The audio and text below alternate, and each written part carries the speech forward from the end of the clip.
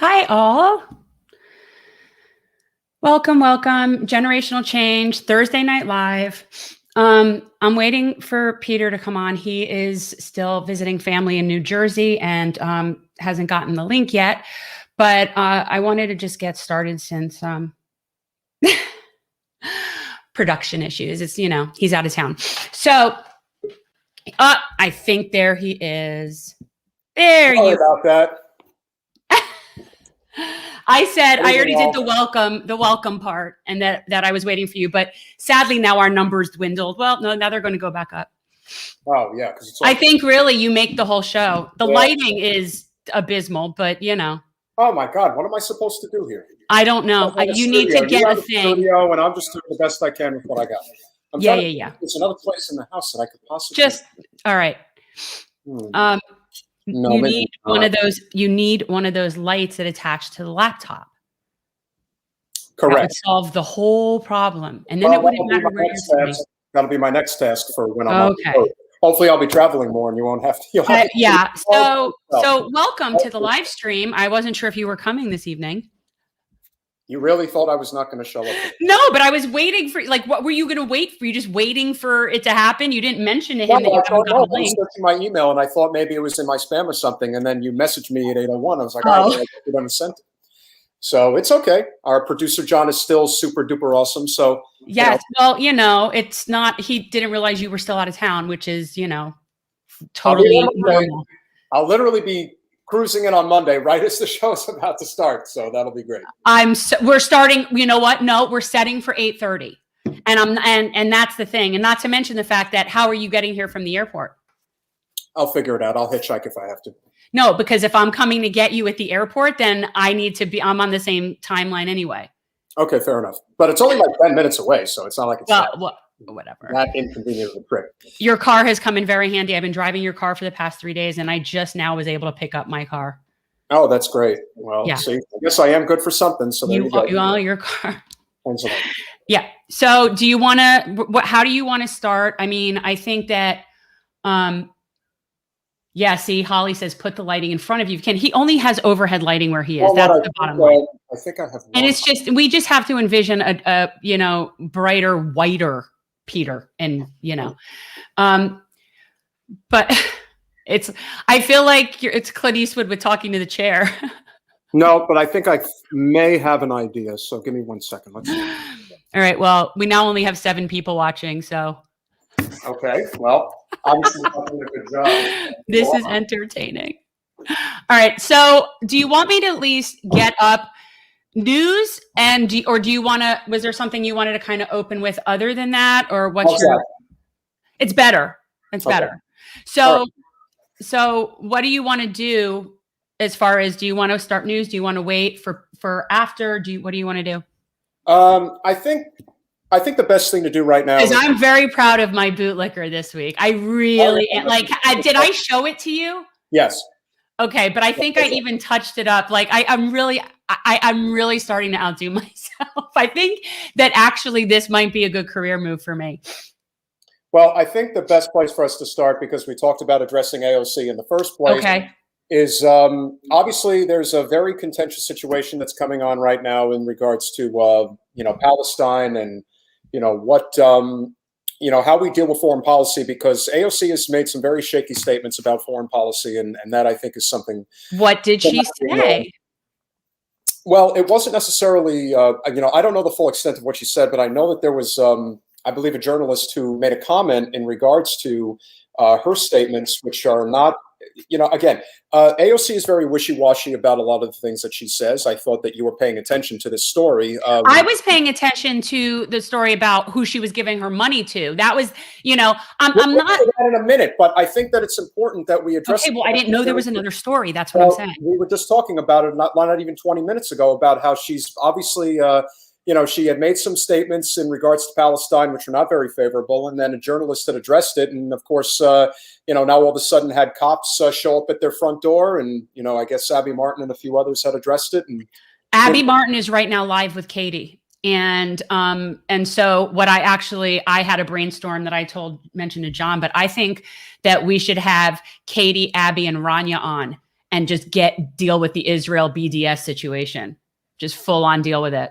I just think a lot of people are way too afraid to address anything I think we have to. With the military industrial complex head on. It's a very sensitive situation for a lot of people. And again, I think that this is where the rubber meets the road with a lot of people who say, well, if you're not taking any money from that industry, then why do you have to answer to them at every turn when it comes to foreign policy? And so I think that so it's more that she wasn't really caring about the plight of the Palestinian people, is what you're saying to me.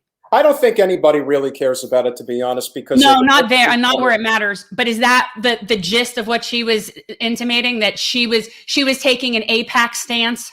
That is basically my understanding. Now, that's exactly what I would expect from some, really wanting, aspiring politician. That's just, it's unfortunate. Like, maybe I'm not paying attention in the news about her because I find it so disappointing. Like, I just don't want to hear it. No, and I don't even know if it's so much that. I think it has more to do with the lack of pushback that she receives from the people that I guess are protecting her, and that's which is who now? Who is that now? Well, the DSA has really gone to bat for her, and I think that this is an opportunity for you to talk about the fact that the DSA never entertained an endorsement of you against Wasserman Schultz. That's on me, not on them. Well, that's fair, but the biggest reason that they didn't is because you do have somewhat of a pro-Israel stance, and they made it very clear that they were not going to entertain somebody who does not support BDS. AOC does not support BDS, and yet it seems that DSA is willing to line up for her at the drop of a hat. So it really makes you wonder if the principles override their political ambitions. So I think we've learned from most of these organizations, political ambitions usually trump the day. And it's unfortunate that it comes down to that, but you have to make a decision. At some point, you have to make a decision. For a lot of people, it's access, and there are good people. Yeah, but you know what? Can I say that in all fairness, regardless of what the DSA did or didn't think of me, and I didn't even come to know that until after the fact, I would have never sought their endorsement in the first place, because in our district, being affiliated with the Democratic Socialists of America is not really a win, and there's no benefit to doing it. I'm not in the group. It's not like I'm hiding something that I'm not, but there's no benefit to seeking their endorsement. And all it would really do is scare off like our older voters. That's true. You have to identify your area that you're in, whether or not. If I were them, I would own it, but so it just didn't make sense to seek their endorsement. No, and I get that. All I'm saying is that a lot of these organizations tend to run interference for her, so she doesn't really have to face the music. And this is just one of a long line of a lot of what I would call bumps in the road that she's had to endure recently because, listen, nobody is perfect. Nobody is going to hit the right, is going to hit, triple sevens every time they make a statement in politics. But, Alex has definitely been, she's been on the ropes lately, and she's been doing some things that are really turning off a lot of people in the progressive movement, and rightfully so. At some point, you have to call a spade a spade. And while I don't think it's necessary to give her grief 24/7 like a lot of other people do, and let's be fair, there's a lot of people who criticize Alex because, it gets clicks, it's clout chasing, it's all that stuff. But at the same time, you cannot walk away from the fact that she just put $160,000 of grassroots funded contributions into the coffers of fully corporate Democrats. That's a problem. Well, yeah, and not just corporate Democrats, but Warhawk Democrats. And that is, honestly, I really, I was very reticent about even having this discussion. I don't like to, it's almost like I don't like content creators that criticize content. I don't like to do this. I don't want to critique her. And the reality is, I can't vote for her, so it's really irrelevant what my opinion is. She's not my representative. But if she were, this would be a serious problem that I would have to be confronting her about if I had voted for her under the guise of she was, a non-corporate candidate. Because you can't be a non-corporate candidate and then give your own money to corporate candidates. It's really not cool. Not a good look. Even if there was a strategy to what she was doing, even if there was some, then be transparent. What's that? And be transparent about it and say so. Absolutely. And well, listen, They always say that the cover up is worse than the act, and the fact of the matter is, you know, she's run away from this. She hasn't addressed it, and that's not a good look at all. That actually is a very guilty look. Well, that's what I'm thinking. Like, why hasn't she said anything about it? How does she think that she's going to get away with this without addressing it? Like, how do people think that this is this is a non-issue? No, actually, it is an issue. And if you think that you can just take all of this grassroots money and not address this problem, you know, I don't know what to tell you. You know, that. Well, I mean, and you know, because I really wish I could create like memes and stuff like that. Like, to me, in my mind, I see this thing where it's AOC and she morphs into Nancy Pelosi.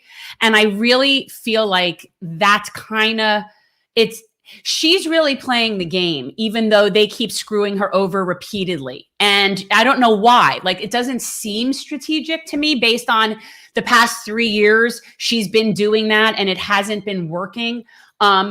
And I have certain thoughts that she could be doing a lot more. Yes. I mean, correct. You know, I told you the other day, she could be leading a revolution. She could be leading a revolution. And instead she's participating in the nonsense.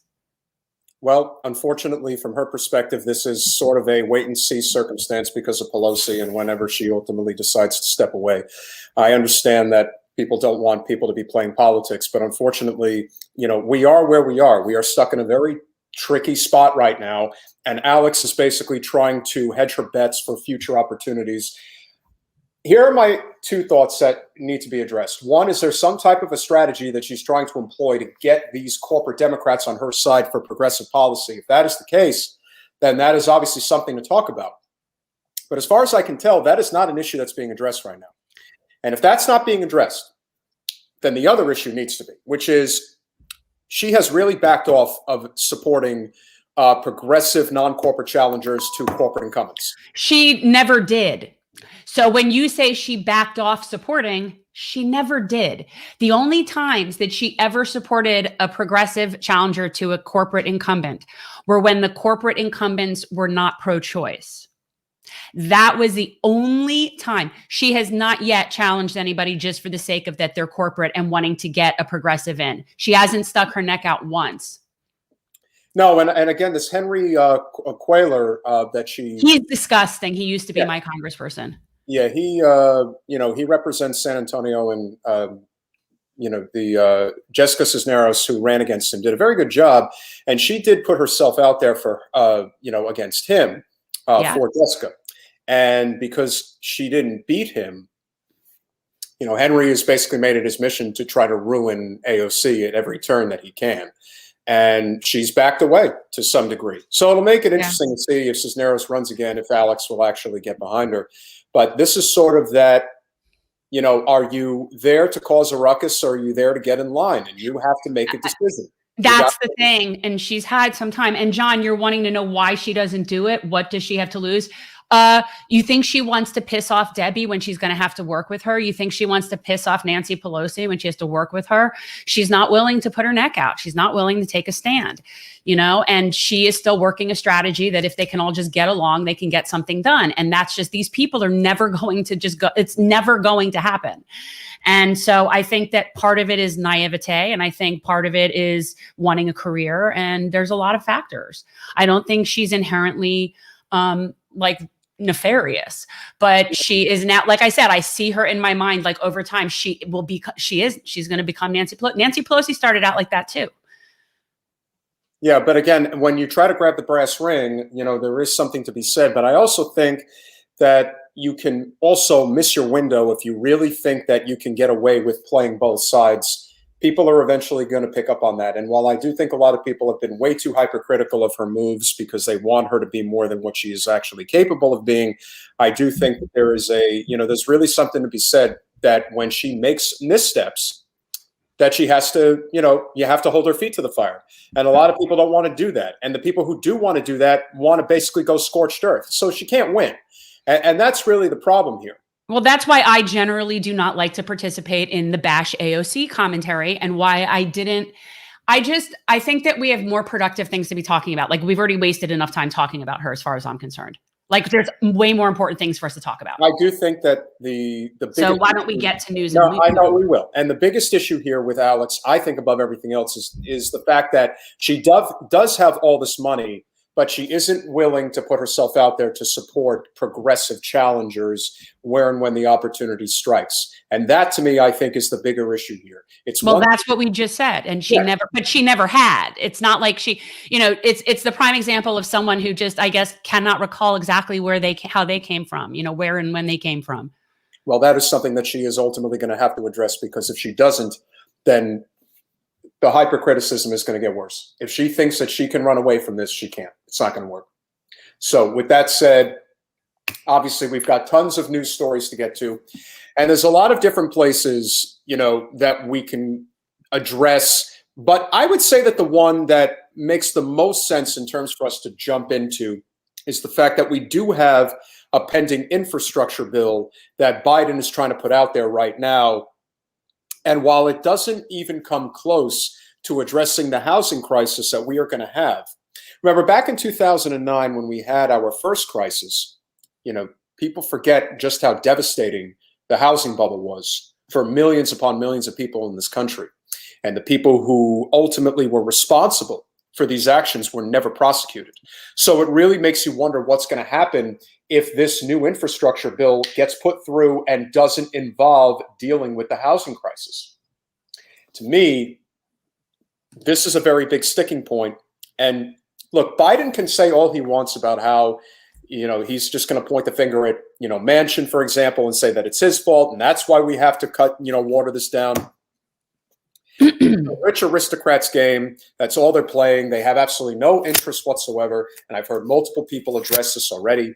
Remember, there are probably tens of millions of people in this country right now who are so far behind on their mortgage payments, on their rent payments. They are so in debt that there is no way for them to deal with this unless they get some type of substantial aid in this new package. If they don't get it, then the ultimate goal of Wall Street is to get these people to default on their mortgages and on their rental payments. That's what happens. They seize the properties. They turn them into short sales. They turn them into, auction items. It's crazy, but it isn't crazy, because this is the monopolization and the commoditization of our society, and it's ugly, and it's something that a lot of people can't see. A lot of people can't see 4 or 5 moves ahead. We can see them, but most people don't. And it's on us to inform them that this is what's coming. And that's why a half-hearted effort at an infrastructure bill is not going to get there. Right now, they're trying to sit on $2 trillion. When Bernie Sanders was running for president, he said we need an infrastructure bill that's $16 trillion. Yeah. So think about how far behind we are. And this whole austerity argument, which makes no sense, because anyone who knows anything about basic income and modern monetary theory, we have a fiat currency and we are a currency issuer. Remember, this is not state and local government. This is federal government.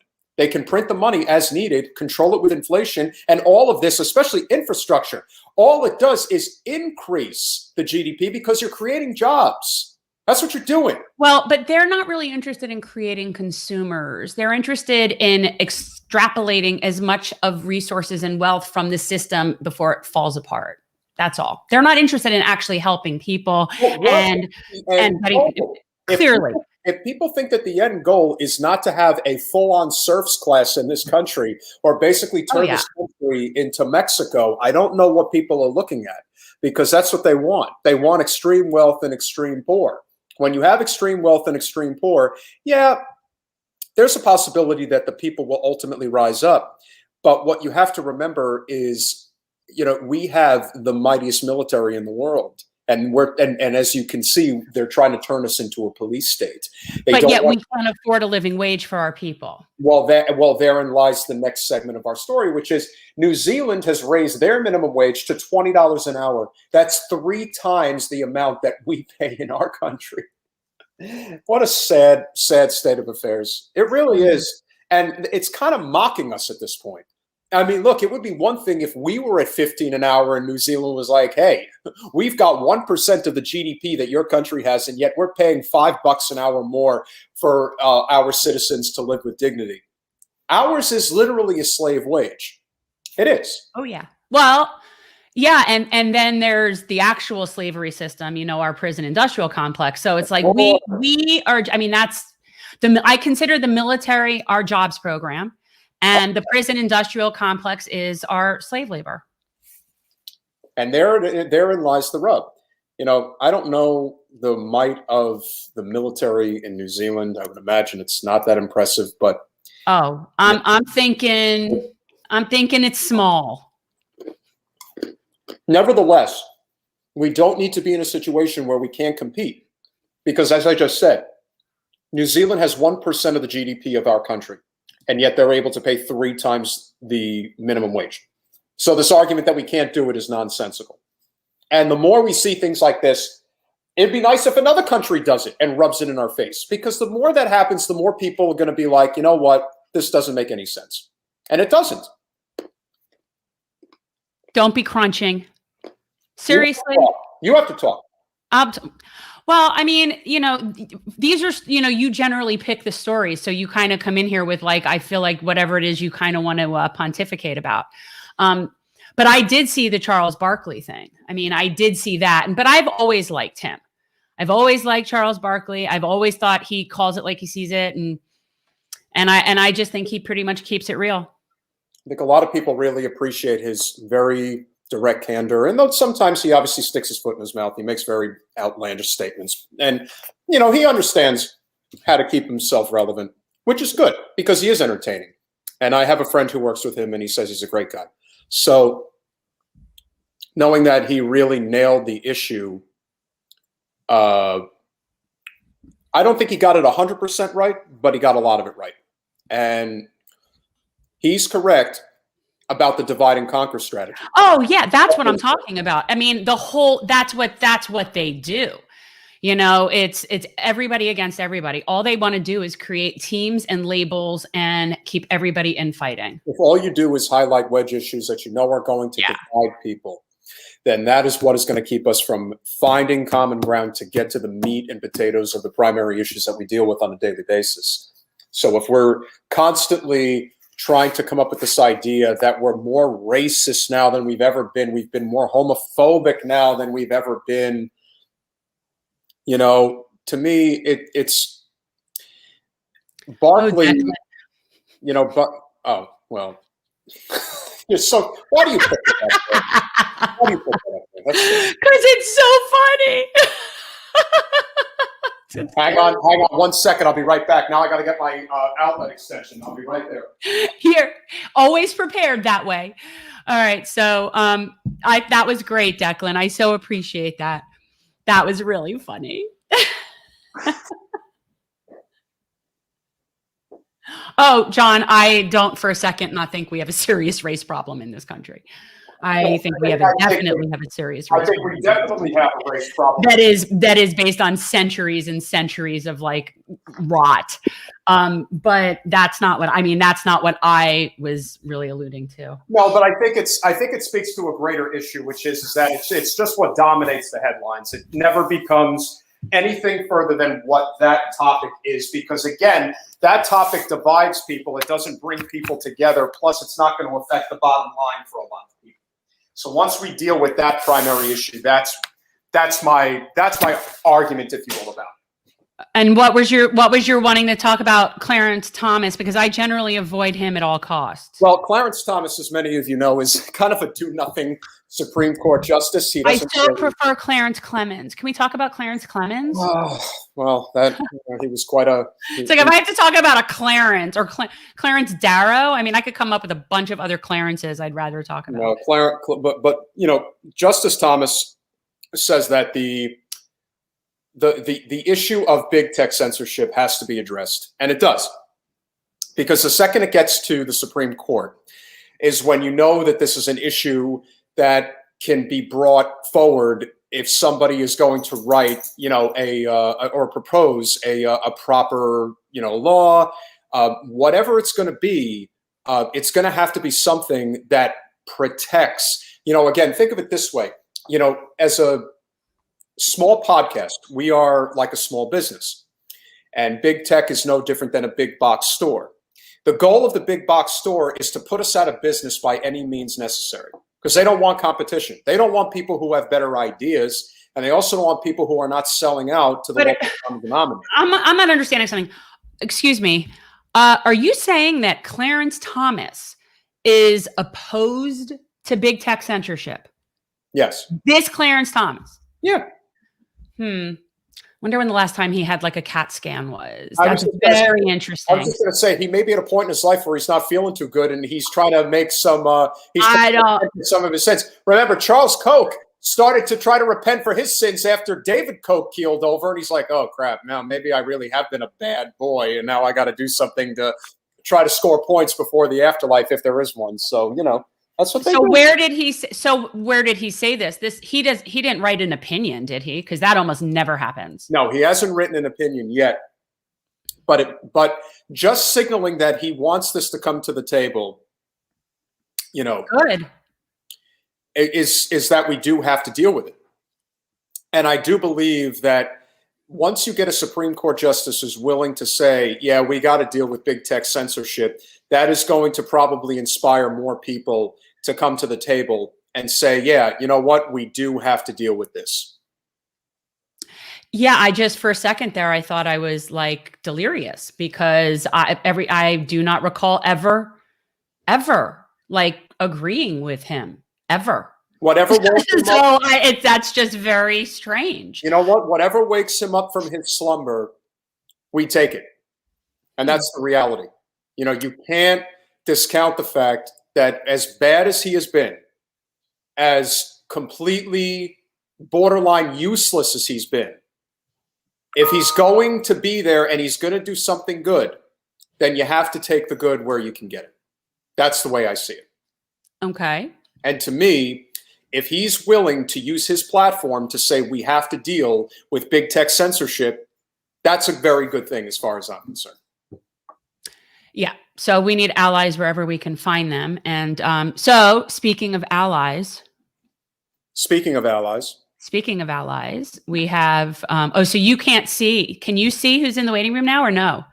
I cannot. So then you don't even know. So we have guests now in the waiting room. So this is exciting because it's exciting I love talking to Joy. I've never met Pat. So this is a really cool thing.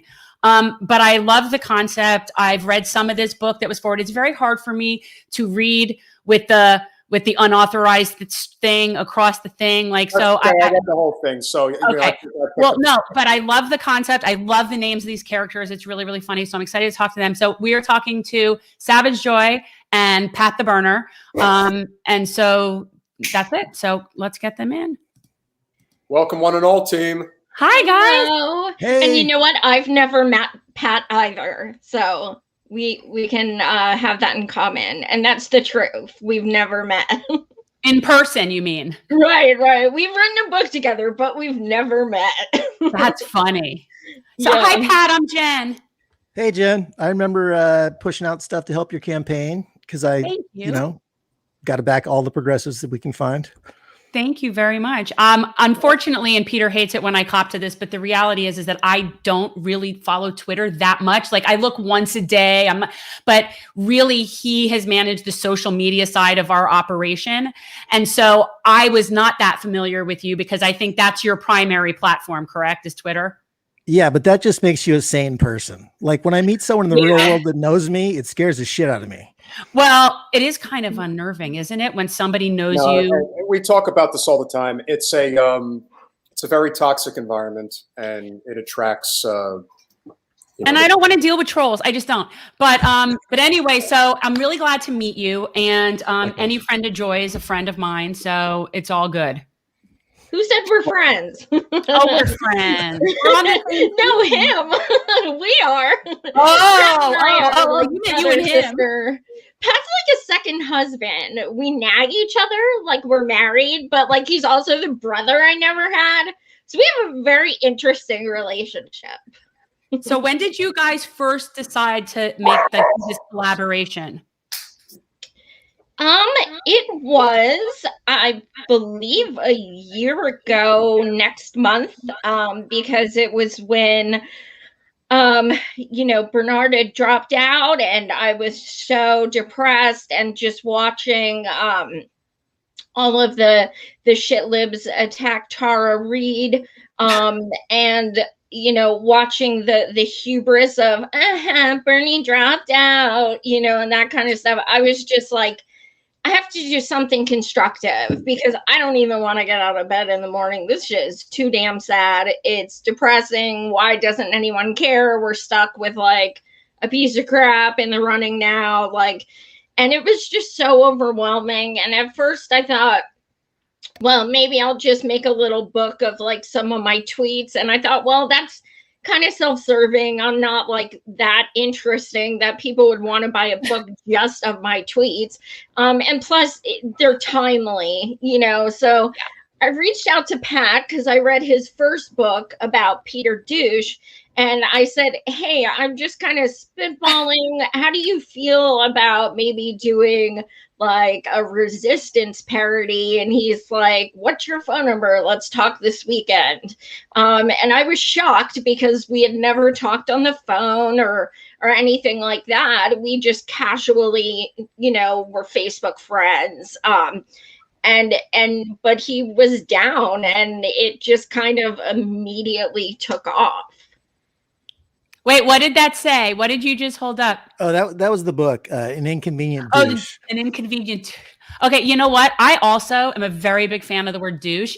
In fact, it's very often on my graphics. I often do use the word douche. I think it's underused. I think we should definitely bring it back. I say douche canoe a lot. For people that don't know, Peter Douche was a parody of Peter Dow, who was the worst propagandist, centrist sort of mouthpiece for the center. So I think he's number two. I still think Nira takes the cake. She's number one. But they were neck and neck, but he was the most ridiculous. So he was the easiest to parody because it was so self-serving and obnoxious. Yeah. So I created the parody account, and now he's a good guy. So I mean, parody works. And now he actually like follows us and stuff, which is hilarious. But spoilers to those of you who haven't read the book. He does, the new Peter is in our book. So we it's interesting. I've talked to him a few times in PM and stuff, and he's just not the same person. It's absolutely incredible. That's a transformation. That's a transformation. That's really valuable. I do think that there are some people that cannot live with themselves. And I think they, it's kind of like, I remember when Wolf Blitzer had Pelosi on and basically said, you're going to have to deal with this problem because there are people literally sleeping on the street outside my office building. And this is not a joke anymore. And Pelosi's like, do you know who you're talking to? So at some point, people are going to not take this anymore. And it's going to get very ugly. And, the testament to Dow, because he is somebody who really did make the change, because he was making a substantial amount of money working under David Brock. And now that he's not anymore, he gave up a lot to basically speak his truth. And that's not an easy thing to do. So, hats off to him. And, there are other people in the mix that I think are trying to do that. And I see way too much of this infighting on the progressive left. I don't know what people think they're going to accomplish by doing it, but we must recognize that there are bigger fish to fry than having this silly infighting that I see all the time. I'm dealing with it bad today. Are you? This is one of the reasons I don't like the social media thing. Is it's nasty and people just live to punch sideways, and it's like, just stay in your lane, do your thing. Either help somebody or stay out of their way. Like, why do people feel the need? It's like we never get out of the 8th grade. It's just ridiculous. Today I'm dealing with something that I dealt with a few times before, but it is very sensitive to me because they don't like my one tweet about AOC. They are actually making fun of me going blind. This is not like human behavior. I mean, sadly it is, but it's not humane behavior. Like this is why I don't like to be on there. This is why, because that's just crazy. But this is someone that we have hundreds of mutuals with. Like, this isn't like a bot or so, like a shit lib. This is someone who like says they're a Bernie supporter, things like that. So it's very, you know, you say you're for Medicare for all, and then you're literally making fun of me for going blind because you disagree with me. So takes like this are, it's hard. Like, I've been very upset. Yeah. You know, it's hard. People don't realize that activist people are very, very sensitive people sometimes. So it's like there's having thick skin, but there's still, you know, you're still sensitive. Like, and empaths. I just want to go on the record. I'm not sensitive. I don't give a fuck about I don't. That's why I thrive on Twitter. You don't look like it, baby. Let's go. But I will say this. I'm friendly with a number of these individuals, and I see this stuff go on all the time. And at the end of the day, people are going to have a different philosophy about, you know, what is the best way forward? You know, do we? And a lot of this obviously revolves around AOC, and it's what it is. I think that she has been given too much grief at certain times, but I think that what she has done recently warrants a lot of pushback. It does. And I think that, you know, when it comes to the finances of the grassroots and its decisions that are not being made in conjunction with what is in their best interests, I think it's right to push back. And I don't think that anybody who saw the Force the Vote telethon, who saw what Joy has gone through, you know, that's hard. It's very hard. And I think that, you know, again, the shoe's always on the other foot until you're dealing with it yourself. That's what I would say. Do I think that all of the actors, if you will, in this, you know, tussle that's going on are nefarious? No, I don't. I think everyone has their way of going about it, but I also think that there are people who do believe that you do kind of have to protect the fortress in some ways. And so I get that, but I also think that people really need to find a way to find common ground. Because I think that a lot of these people need to grow the F up, get off of social media, and start doing something outside of tweeting about what other people are doing. That's what I think. That may be true. And if we're talking about the person that I think we're talking about, it goes double. No, it's not what you think. Let me explain. So what I think we need to do is we need to have more activity that isn't necessarily politically related. And so Jen, if you want to talk about, you know, what we've been doing locally, I think this is something that more people need to be doing as far as GenCore is concerned. Because if you're, you know, looking for things to do, you know, rather than just, you know, having these, you know, constant bickerings back and forth, it's not, like I said, it's not doing anybody good.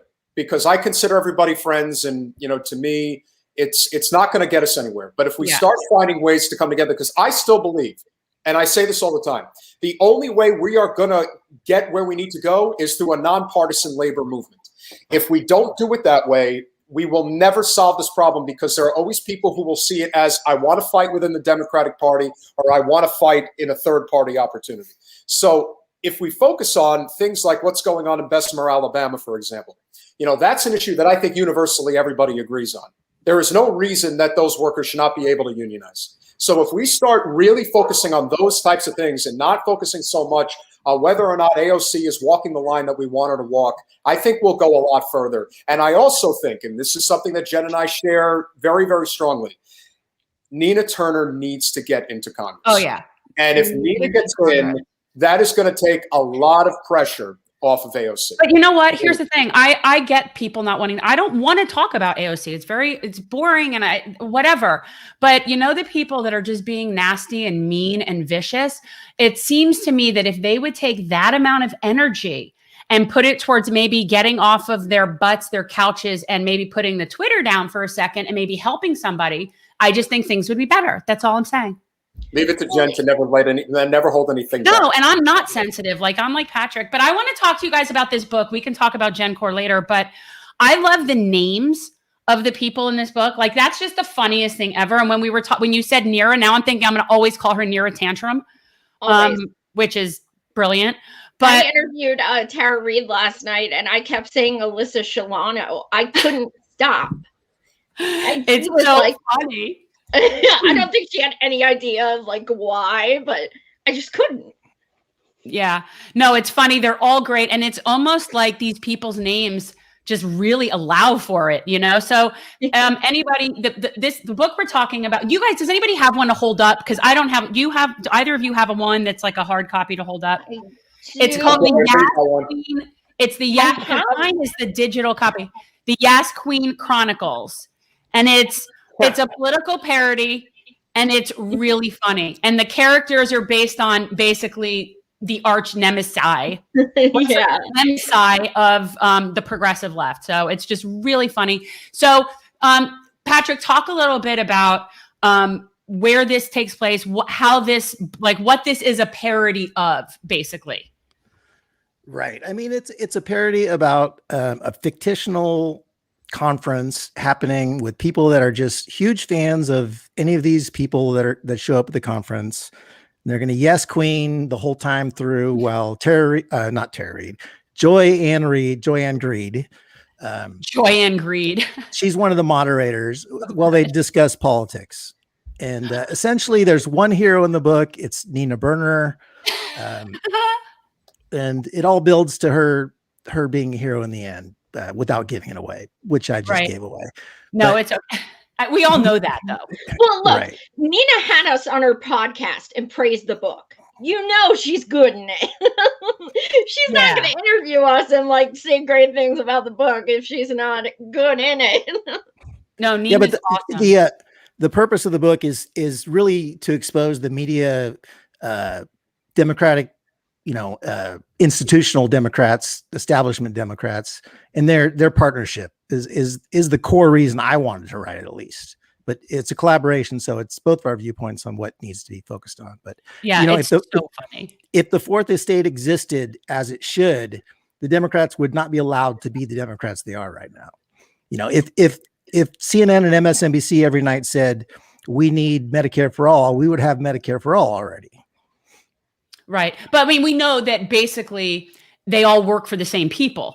They're all just, the Fourth Estate is gone. It's not even there. That's just like a corporate talking mouthpiece. Like that's not a thing. Like there's no more mainstream media reporters. There's no more journalists in mainstream media. There's just talking heads.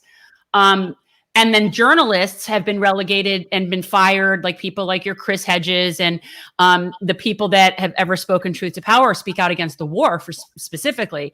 They've all been basically kicked out of Phil Donahue. Yeah, I was just going to say, mainstream media. It started with Phil Donahue. And then I forget what's his name who died, who was going to interview Bernie. Ed Schultz.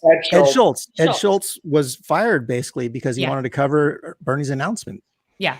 So those were the last few hanging on by a thread, real kind of, speak truth to power, and they're gone. So that doesn't leave, there's no one there. I do think you guys were way too favorable to James Carville. I think it's way.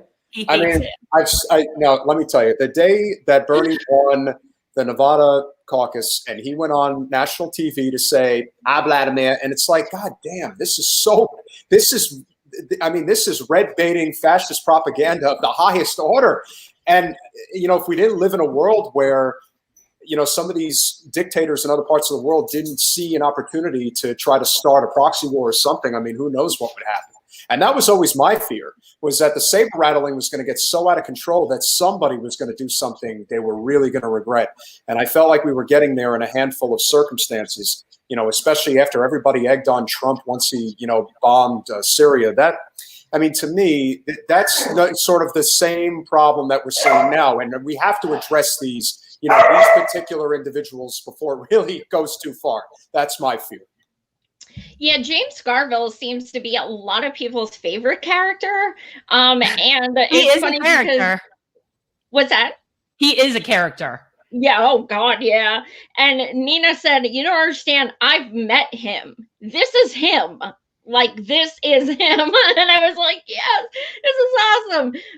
But what's interesting is when we came up with the silly things he was saying, like "I'm knee-high to a grasshopper" and like all that weird crap, it was actually quotes I found between him and Dr. Phil.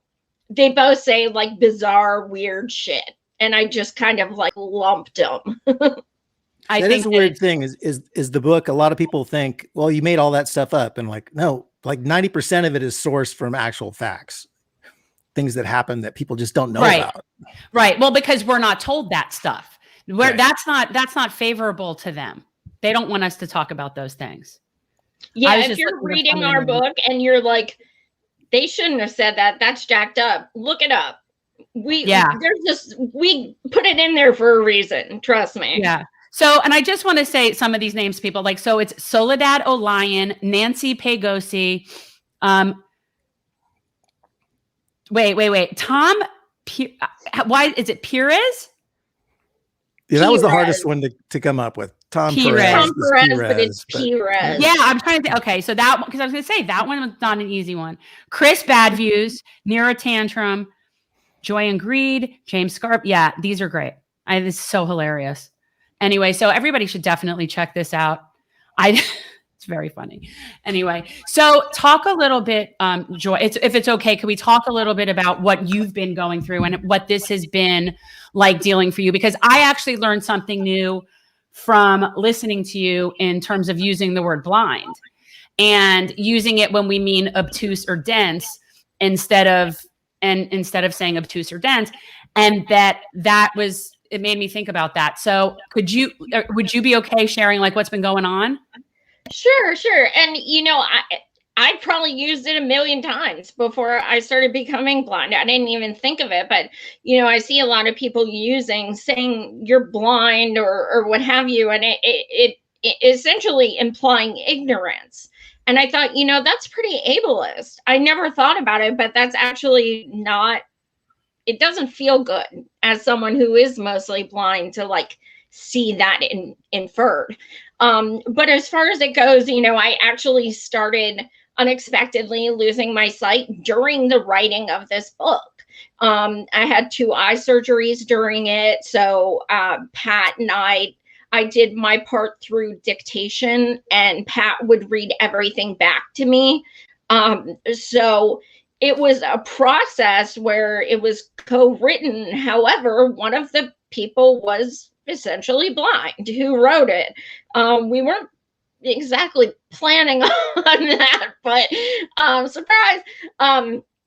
So I have a disorder I didn't know I had. I woke up one day without warning or anything with most of my eyesight gone.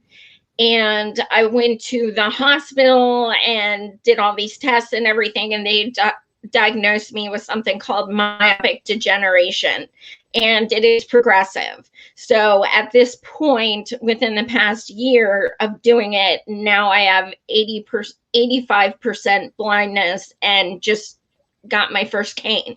So it's very rare, especially in someone as young as I am. So it's very traumatic, and it's a lot to handle. But I'm absolutely doing my best to continue doing the things I love. I'm still going to protests. I'm still doing my show. I'm still, writing and, doing things like that. And actually, this is a good segue. I need a lot of equipment, and my Social Security does not start until July. And, of course, if you don't have money and you become disabled, you're kind of screwed. So in order to keep doing my show, I need a lot of equipment for the blind, and even just to have a computer and stuff. Ron Placone and Mike Figueredo from Humanist Report are going to be doing a fundraiser with me on April 20th. We're going to have like some clips of my favorite guests and like Michael Brooks and things like that. It's on 420. It is, just and that's not a mistake because Ron's a pothead. But yeah, so we're just gonna try and set up like a GoFundMe, and hopefully you know, my viewers or followers or what have you can even chip in like $1 or $2, rather than like a Patreon. This would just go directly. And I had my caseworker type out a list of, you know, everything I need and everything, so everybody knows what it's going to, what any donations are going towards. But the grant process is a very, very long process, and it's very backed up. So you know, at this point, I haven't been able to use a laptop in months, things like that. So getting these things would be life-changing. So yeah, Ron and Mikey are gonna help me out with that on the 20th.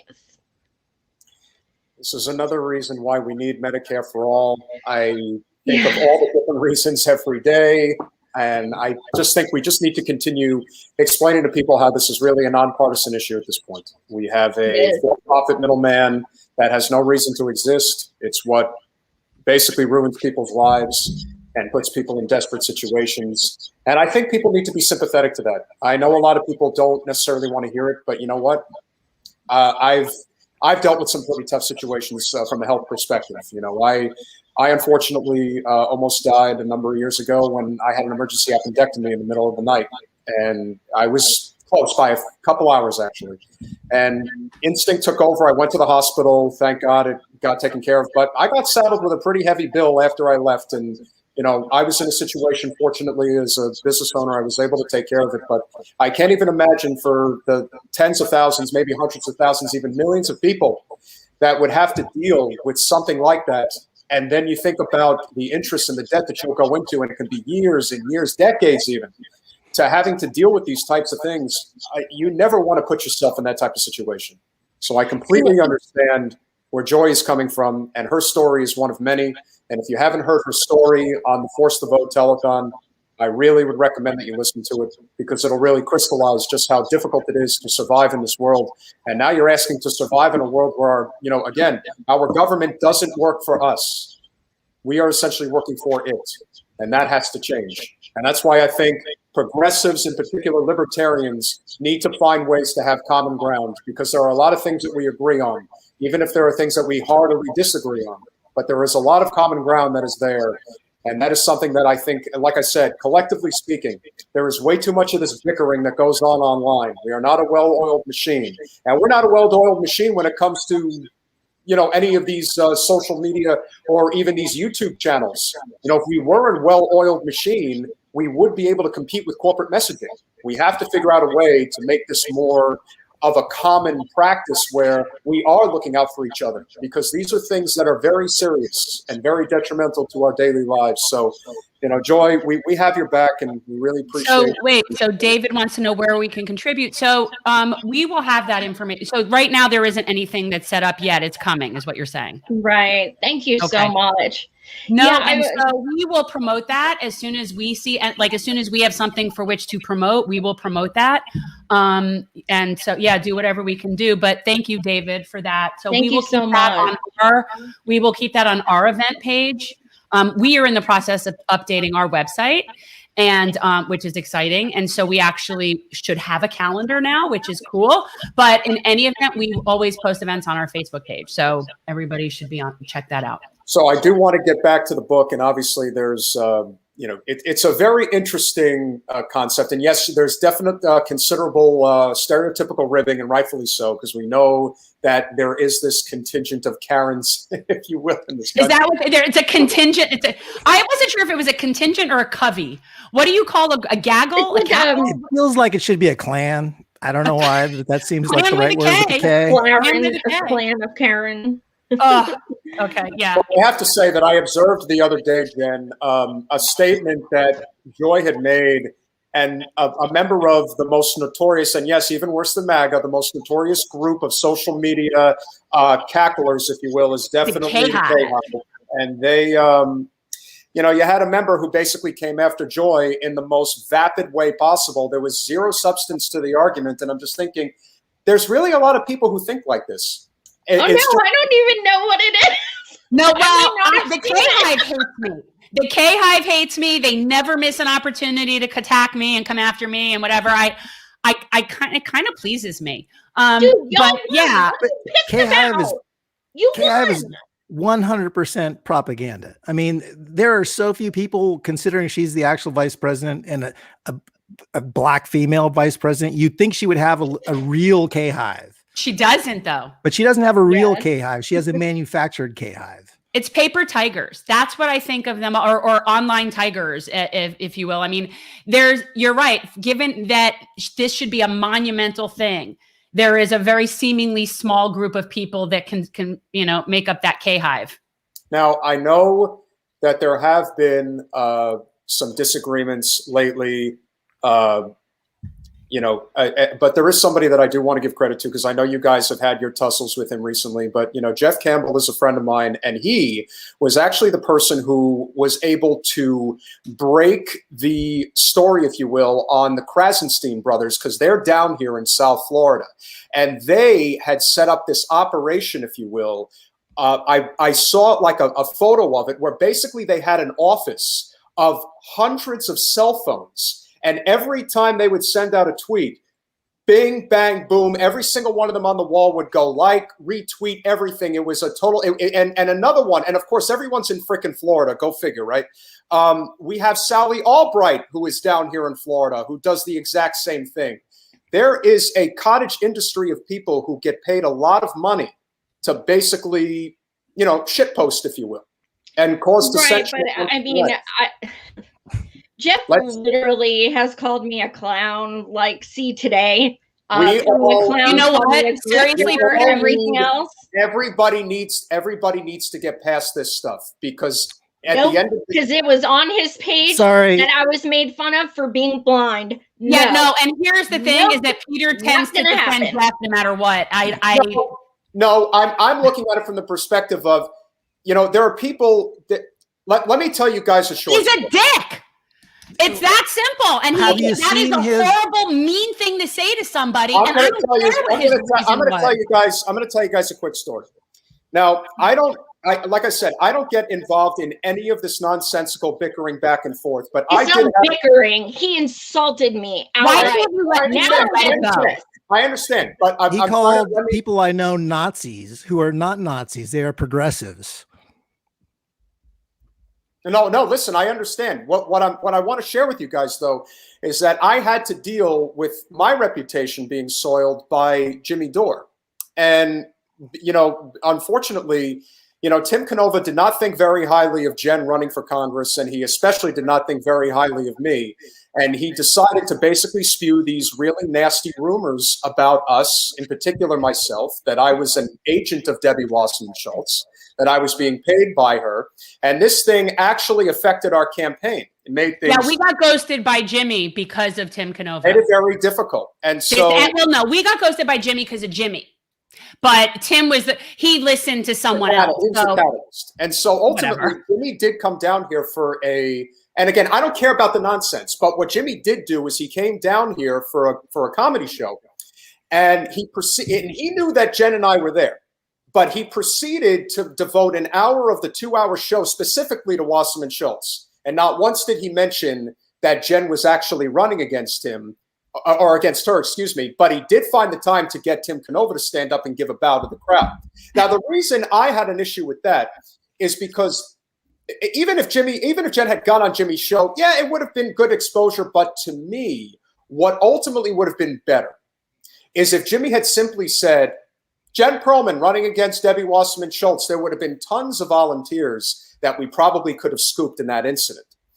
And to me, that is the type of stuff, that is the type of fighting that we have to deal with constantly. And you know what, as far as I'm concerned, it's water under the bridge. People are going to say what they're going to say, because at the end of the day, I would like to believe in my heart that we're all fighting for Medicare for all, that we're all fighting for a Green New Deal, that we're all fighting for... I fail to see how that compares to someone blocking me. It doesn't. I don't understand what you're doing. And first off, a clown and a grifter and everything else. I fail to see the comparison. I want to clarify one thing myself. But I'm not comparing it. I'm not justifying anything that Jeff is doing. What I am saying I don't bring up people's names on live streams, and this is why. It's giving him credit. Now it's giving him ammo to go after me even more. Well, I'm not going to bringing this up. Do you understand? Okay. I just want to clarify one thing here. I did not mean to imply that Jeff is the one. See, the strategy is that Jeff isn't the one who calls people Nazis. Jeff's the one that likes and promotes the people that call people Nazis. Same difference. So Jeff did not do it himself, and this is a tactic he and his crew are using. Like you bring up Sally Albright. Well, you know, it really feels like Jeff is doing a lot of that kind of work, but for sort of centristy people. And there's people that have known him for years, like myself and some of his close friends, have really had enough of this shit. Like I have had enough, and Joy has had enough, and we don't pick fights with him. We get screenshot on his Twitter about us, and then his whole crew misrepresents our position. They call me a Dorite. They say I'm a Boogaloo Boy lover. I don't even share Jimmy Dore shit. All my tweets are anti-Boogaloo Boy partnership. I'm not a red, but they all say this behind a block where I cannot even comment. Well, that's what makes everybody's face to talk. He knows these things are not true, and then he likes and shares them and adds comments to it. Yeah, that guy, he is such a phony. He's probably a paid op. He does that stuff repeatedly, and we've had enough. So fuck Jeff Campbell. Yeah. You know what? I just think that people need to spend more time contributing and not punching sideways. And Jimmy isn't punching down. He's punching sideways. When you go after people that are working on their own lane and doing their own thing, and you make it personal and you do that, and the only reason that you have the fucking balls to do that is because you're sitting behind a computer screen or on your little phone, wherever you are, it's infuriating to me. Grow the fuck up. Seriously. It's like online bullies. So I can understand that. But like Joy and I'm not defending Dore, and Dore is a part of every conversation about this stuff, because in a lot of parts, because people like Jeff keep they keep making it a daily part of the conversation. I literally don't even follow Jimmy Dore. I've never talked to him. He didn't ask me to go on Force the Vote. He wasn't even the one who asked me. I don't know the dude. But I'm a Dore fan. I'm pissed I gave him a really nice pack of weed gummies because I was bringing them and it was even after he snubbed us, but I was like kind of a little bit drunk, so I wasn't really paying attention. Then we went up, I gave him the fucking gummies, and I really feel that that's just not right. So, and that's just not, it's very uncool, because we don't have good access to good edibles here, and he does. So, it was a sacrifice. But to Peter's point, I do agree. Like nobody should be going after anybody who has the same goals in the end, whether you disagree on strategy, whether you think you should force the vote or not force the vote. If you want to fight with these people about that, fight about the issue, debate the issue of force the vote being good or bad, not you supported Jimmy Dore or you liked Jimmy Dore, so you're canceled, or the other way around, like you like AOC or you don't like AOC, so you're canceled. Like that doesn't help any of us. It's so unproductive. And I also think that what's happening with AOC right now should be a unifying issue for everybody. This is our money. This is the money that we gave because we believe in a cause and we believe in what they're fighting for. And if ultimately that money is going to be given to potential representatives who have no interest in assisting us in getting to where we need to go, that is a serious issue, on top of the fact that Alex has not really made it her mission to try to help elect non-corporate representatives who are running against corporate Democrats. And that, to me, I believe, should be at least a single unifying issue. Because I understand there's a lot of people who have hesitancy about whether or not they actually want to, cause a ruckus, as the saying goes. But I do think that the lack of recognition as to how desperate people are right now, it cannot be understated. It really can't. And we're seeing it now. We're seeing the infrastructure bill. It doesn't look like it's going to be anything impressive, if at all. And it's not going to deal with a lot of the primary issues. And I think this is a great segue back to the book, because first I want to know was this a plan? Were you planning to bring up Jeff? No. Oh no, we never have a plan, Joy. That I can assure you of. There's no plan. I was merely the only plan we have was our news graphics. I was merely alluding to the fact that there's been like some of this dissension, and this is just the most recent thing. I mean, and by the way, this is exactly why I stay off of the Twitter, because I don't like this nonsense. This is ridiculous bullying crap. I have no tolerance for this. And if you guys start doing it in the chat, I'm going to shut that shit down. And I don't care, because you know what? This is my show. So we're not going to have any of that nonsense. I don't like it. I don't agree with it. I don't particularly care about Jimmy Dore, any of that. These people need to spend more time trying to get actual things done than yelling about what everyone else is doing. I am so tired of this. This is why we can't have nice things. I am so proud that I've done over 400 shows, and I have never mentioned a single person's name negatively. I have not mentioned him, or even the freaking indie media, who has made countless shows about me saying that I only support Bernie because I want to bang him. Things like that. I never even talked about him by personal name. I don't talk about people by their name in over 4 years. And that's why I'm pissed right now. I'm sorry. And I had no idea. This is what, you know what? And I don't watch. I didn't even know any of this had happened because I don't follow that. Well, the drama is out of hand. I mean, you've got podcasts about podcasts. Yeah. Like that shouldn't exist. It should be podcasts about issues. You know, maybe you bring up something that happened about, you know, Jimmy's show or this show, or, you know, obviously that's part of the narrative. But there are literally people who create shows that just are fueling a lot of this drama. Yeah. It's basically the equivalent of just forwarding tweets, but you just have your own platform and you're just basically saying what other people are doing.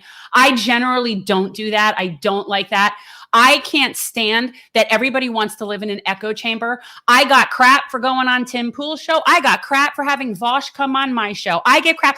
It's like nobody wants you to talk to anyone that they don't agree 100% with. And if you don't agree 100%, you're done. That's it. You're not it. You're a sellout. You're what? And it's just, you know what? That's not serving us very well. No, and I apologize. I mean, I had no idea to the extent that this had gone. So, you know, just know that, you know, we have your back, and I know what you're fighting for. Because like I said, I saw the Force the Vote live stream that you did.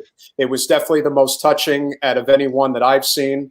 And like I said, I would encourage anybody to watch it for them to understand just what it's like to have to live in constant fear and concern about what might happen to you if you don't get proper health coverage.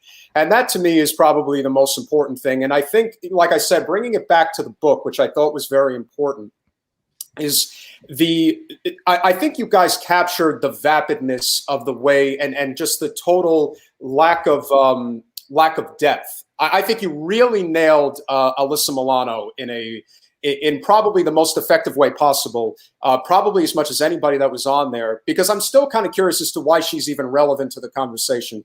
She does have a husband who I believe works for CAA. I think that's the organization. Right. So in a way, she kind of inserts herself into certain circumstances that frankly is not her wheelhouse, but because her status, if you will, is considered high.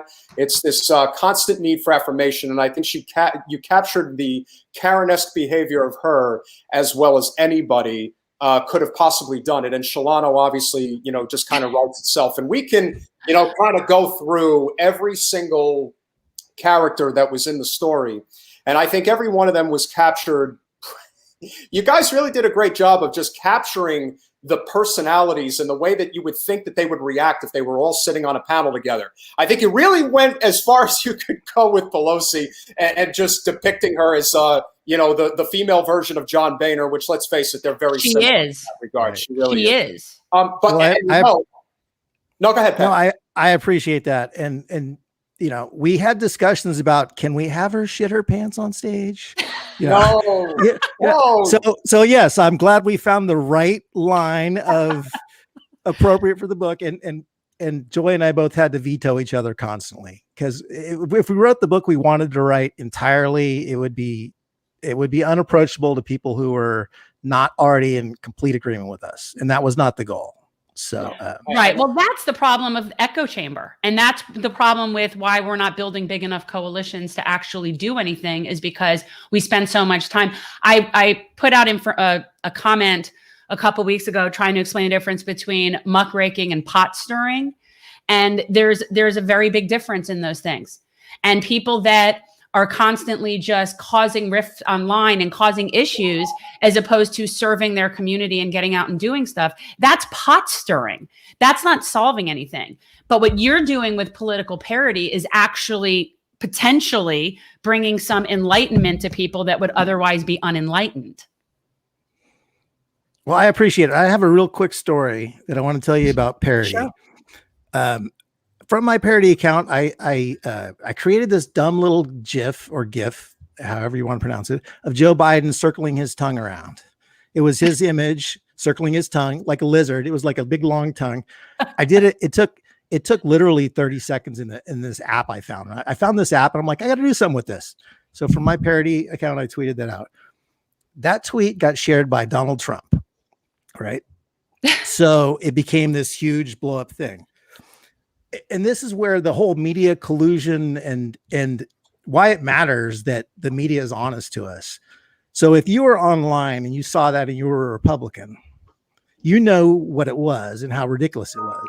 It was just a dumb, silly thing I created in an app. So Jen, you got to bring your dog. You got to bring. No, I'm listening to the story. Keep going. So, David from the Atlantic was one of the first to write a big story about this moment that Trump had shared my dumb little lizard GIF. And it was written up like this was the first instance of any leader in any country sharing a deep fake.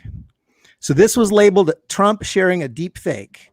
And it's just a dumb little silly GIF. Like anyone could know, anyone looked at it, said, well, that's ridiculous. It's absurd. So if you're a Republican and you watch CNN and MSNBC, they all ran with this story because David Frum wrote the article, and they don't show the actual thing. So people can't make their own judgment about what they're even discussing because anybody who actually saw it knows it's a silly thing. So, if you're a Republican and you turn on CNN and they're covering the first use of deep fakes, this technology that allows you to fake a president. Deep fakes. Right. Deep fake. It's ridiculous. So, CNN is being disingenuous about this story. MSNBC is also being disingenuous about this story. So it really matters that we have at some point a trusted press and, independent media is doing their best. I'm with Peter. We need to find a way to get more people to watch independent media and for independent media to have a bigger piece of the puzzle, piece of the pie, so to speak.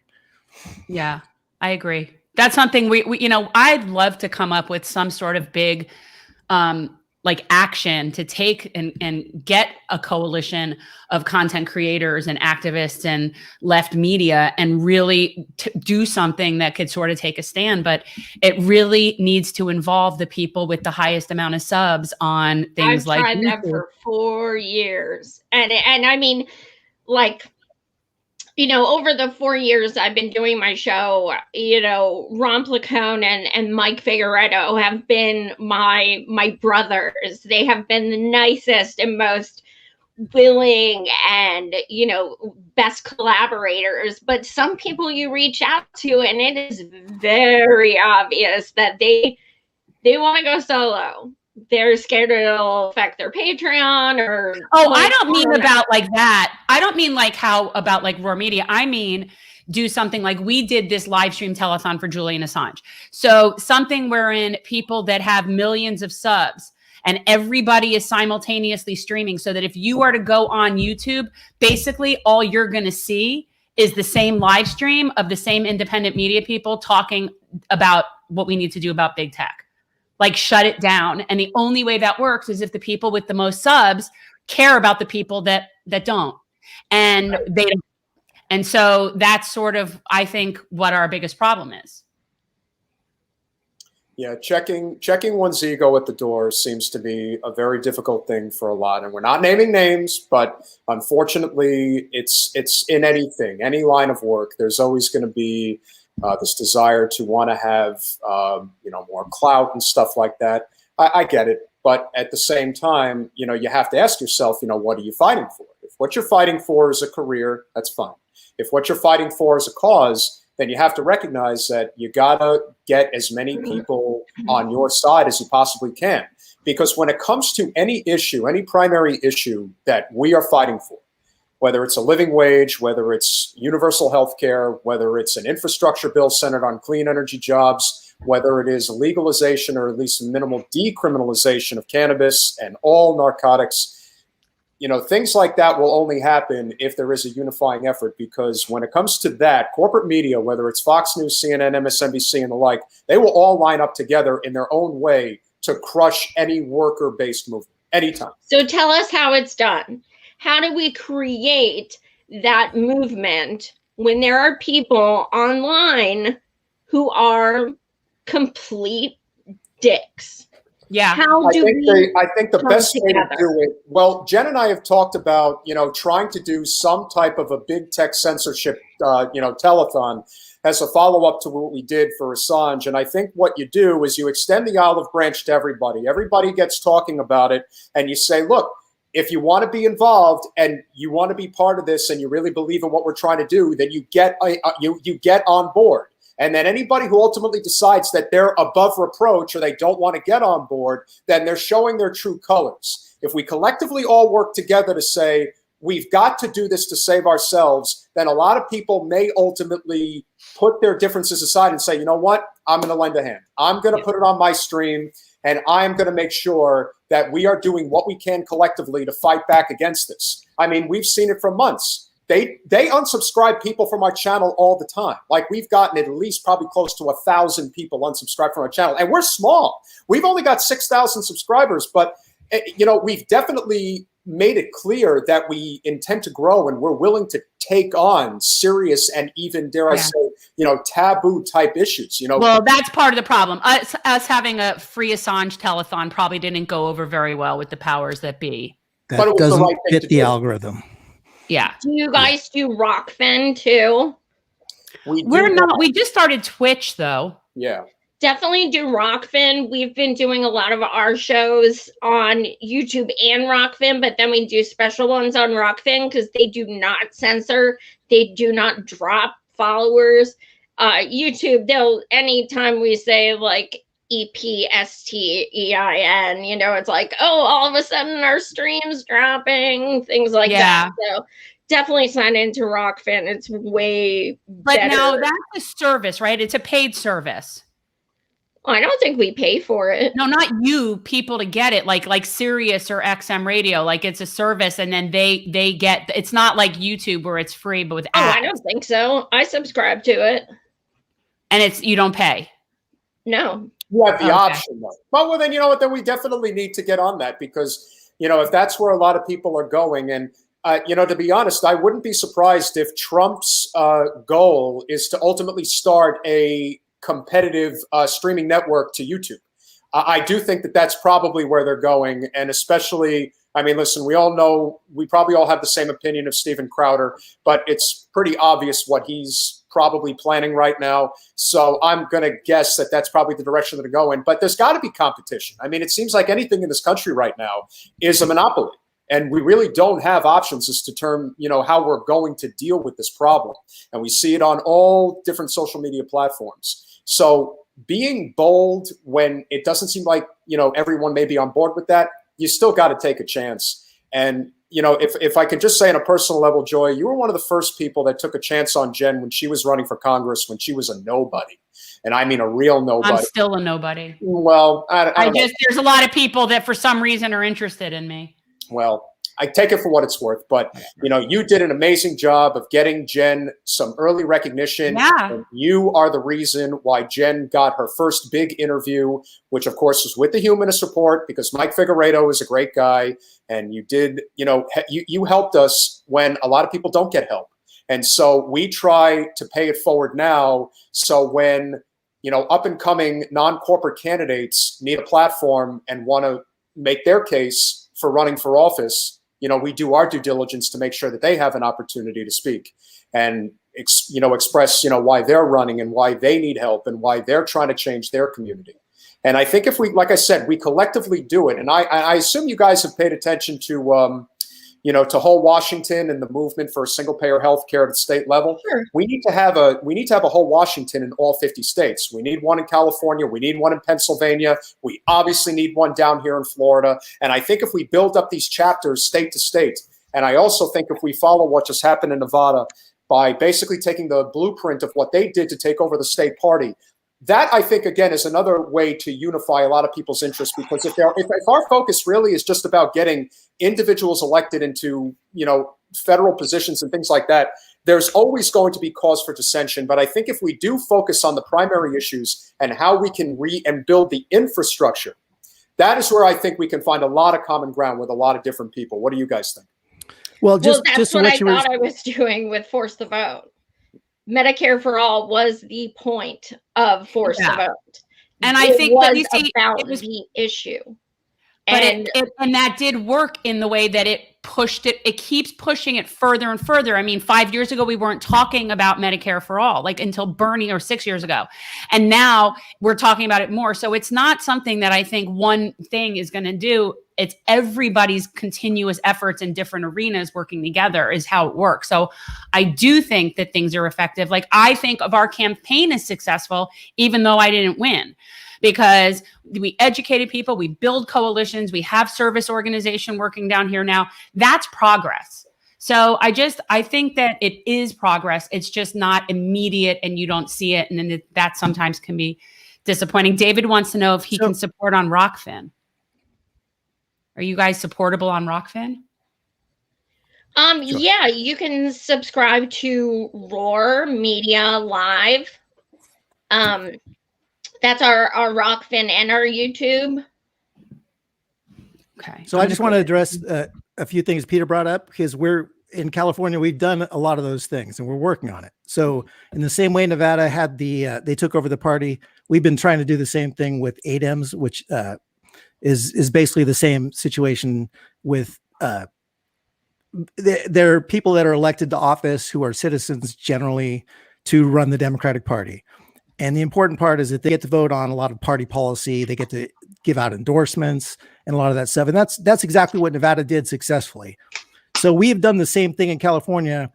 Unfortunately, we're on the verge of they have internal superdelegate power. I mean, the higher you up within the party, you get extra votes for these kind of things. So we haven't quite taken over the party. But we've been working on that exact issue, and it's very important that we win these elections. So on the second point, whole Washington, yes, absolutely 100%. I support them. Nurses United, same thing. California, we actually ran pressure campaigns and got enough senators and state Congress people to support this, to support the state version of Medicare for All. I think it was for SB 452. I forget, but either way, it was right at the time when Trump was considering repealing Obamacare. So the whole state would have been at the mercy of a repealed Obamacare, and we got our senators and people in the state on the state level to support it. But the party is so fucking corrupt that they were able to have one person table the bill, even though we had pledges to pass the bill, so the bill could never be brought to a vote. So when people say the solution is simply electing Democrats, it's not necessarily, because you always have a parliamentarian they can hang this on. You have a Joe Manchin they can hang this on. I mean, we did the work to get the votes. The votes were there. If they brought it up tomorrow, these people would be so pressured that they have to pass the damn bill. But the person that tabled the bill was buddies with the current California chair at the time, Eric Bowman, who a year before he became the chair of the Democratic Party in the most liberal state, apparently California, was a pharmaceutical lobbyist. So, his buddy was the one that tabled the bill. So, I mean, we're up against a lot, but those are the right ways to pursue it still, regardless. And I take an all avenue approach. Like, you still have to, you can't give up on internal stuff with the party, and you can't give up on protesting in the streets, which is what we have to go in the very near future. Yeah. And I think you're alluding to Anthony Rendon, the one. Anthony Rendon. Yeah. Yep. So, again, when something like that happens, the natural instinct is to say, well, he needs to be primaried out of the state Senate, I believe or state house that he's in. And so, yeah, that could be one solution, but you're basically saying that if it's not him, it'd be somebody else that they can basically just, have the responsibility. I mean, there's a fall guy. I mean, we couldn't have run a more intense pressure campaign. We got all of the people we needed to pass the bill to say they supported the bill. So, I mean, that just shows you we need to do, it doesn't mean we stop doing what we've done, but it means, necessarily voting blue is not on itself going to solve things. Like, people need to be aware that all Democrats are not created equal, and most of them you cannot trust, to be honest. Yeah. I mean, Florida's closed primaries and really just so heavily gerrymandered that the only way that you have any chance against an incumbent is in a primary. That's just the way it is. And so unfortunately for me, I reaffiliated with the Dems, but it's not something that I'm proud of. I don't do it because we're just aligned philosophically or their platform speaks to me. But it's just, it's what we're stuck with right now. So that's why I'm always about. I'm in Pennsylvania. I don't have a choice. Right. If I want to vote for Bernie, I got to register them. And then the day after I vote for him, I take 5 showers and I go back to independent. Yeah. I mean, it's just the way it is. And that's why I think it's so important to be employing strategies inside and outside. I think it all has to be happening simultaneously, which is why it's frustrating when the people that are trying to do it on the inside are criticized from the people doing it on the outside, and vice versa, instead of recognizing that there's a place for both of those things that need to happen at the same time. It isn't one or the other. In fact, I think one or the other is a recipe for failure. So it has to be both, but yet instead of recognizing those are necessary components, sort of like, we're not necessarily the same breed, but we're the same species. And instead of recognizing that and just sort of doing that, we have to constantly be fighting the inside and the outside people when what we're all seeking is social, economic, environmental justice. So it's very frustrating. And so I really do my best to kind of be as involved in every possible way. You want to start a third party? Great. I'd be very happy to be supportive. I think if you make it be about strictly progressive issues and not about working class and labor, and you don't reach out to the more conservative people in the labor movement, I think you have no chance of having a third party. I think that's the Green Party. It's just too niche. It's too resoundingly hippy dippy. Working class people in places like Pennsylvania are not going to jump in at that. Like, that's not something they're like, green. Like, what is that? So we need a labor party. And it has to not be about issues like transgenders in the bathroom and about, whether or not women can have the right to choose. We need to stop paying attention to those issues and really try to, in terms of a litmus test for who we'll hang with, and just really focus on economic and labor issues. Well, when I recently had Miss Nina on my show, and I specifically, the first thing I addressed is, look, let's talk about you running as a Dem, because I'm getting really sick of people flipping the fuck out about this. Like, don't get me started, but I wanted it on the record. Look, listen, she felt she had to. I don't give a shit if it's a Republican fighting for Medicare for all. I want someone fighting for it. Yes. I don't give a shit what party they're in. Exactly. Get over it. So I made sure that was like the first thing I asked her. So we had a really good discussion about, how she is very supportive of third parties. However, as someone who has interviewed 200 candidates from across the country, I can tell people it's not feasible to run as third party in some states. It's not. And as a Black woman who has been absolutely bullied and harassed and, just slandered for years, associated by, the socialist. If you think that she's going to go in there, run third party, and not get absolutely destroyed, you're crazy. And that's not to say it should happen. That's to say it will happen. So we have to be pragmatic. Yeah, I hate that she's running Dem. And she even made, the statement that she's not thrilled about it either. But if that's the only way she has a chance to win, which it is, then so be it. And until people who complain about that shit start fighting for ranked choice voting, enough complaining, fight for that shit, or it's not going to happen. Yeah. So that right there is the number one place I'm putting my effort. I'm part of the NRCV, breaktheduopoly.org, and that's the number one thing we're working on is, so California, for example, in 2019 passed ranked choice voting, vetoed by Governor Newsom. So the problem is you can't get through the legislation for it. So with what we're doing as an organization is all ballot initiatives, and something like 24, 26, I don't remember the number, states allow ballot initiatives for this kind of thing, based on their laws. We can do that. So, that's a huge thing. And we're trying to get a compact as well, so that those states agree to it's a way to get around the electoral college in a sense. How can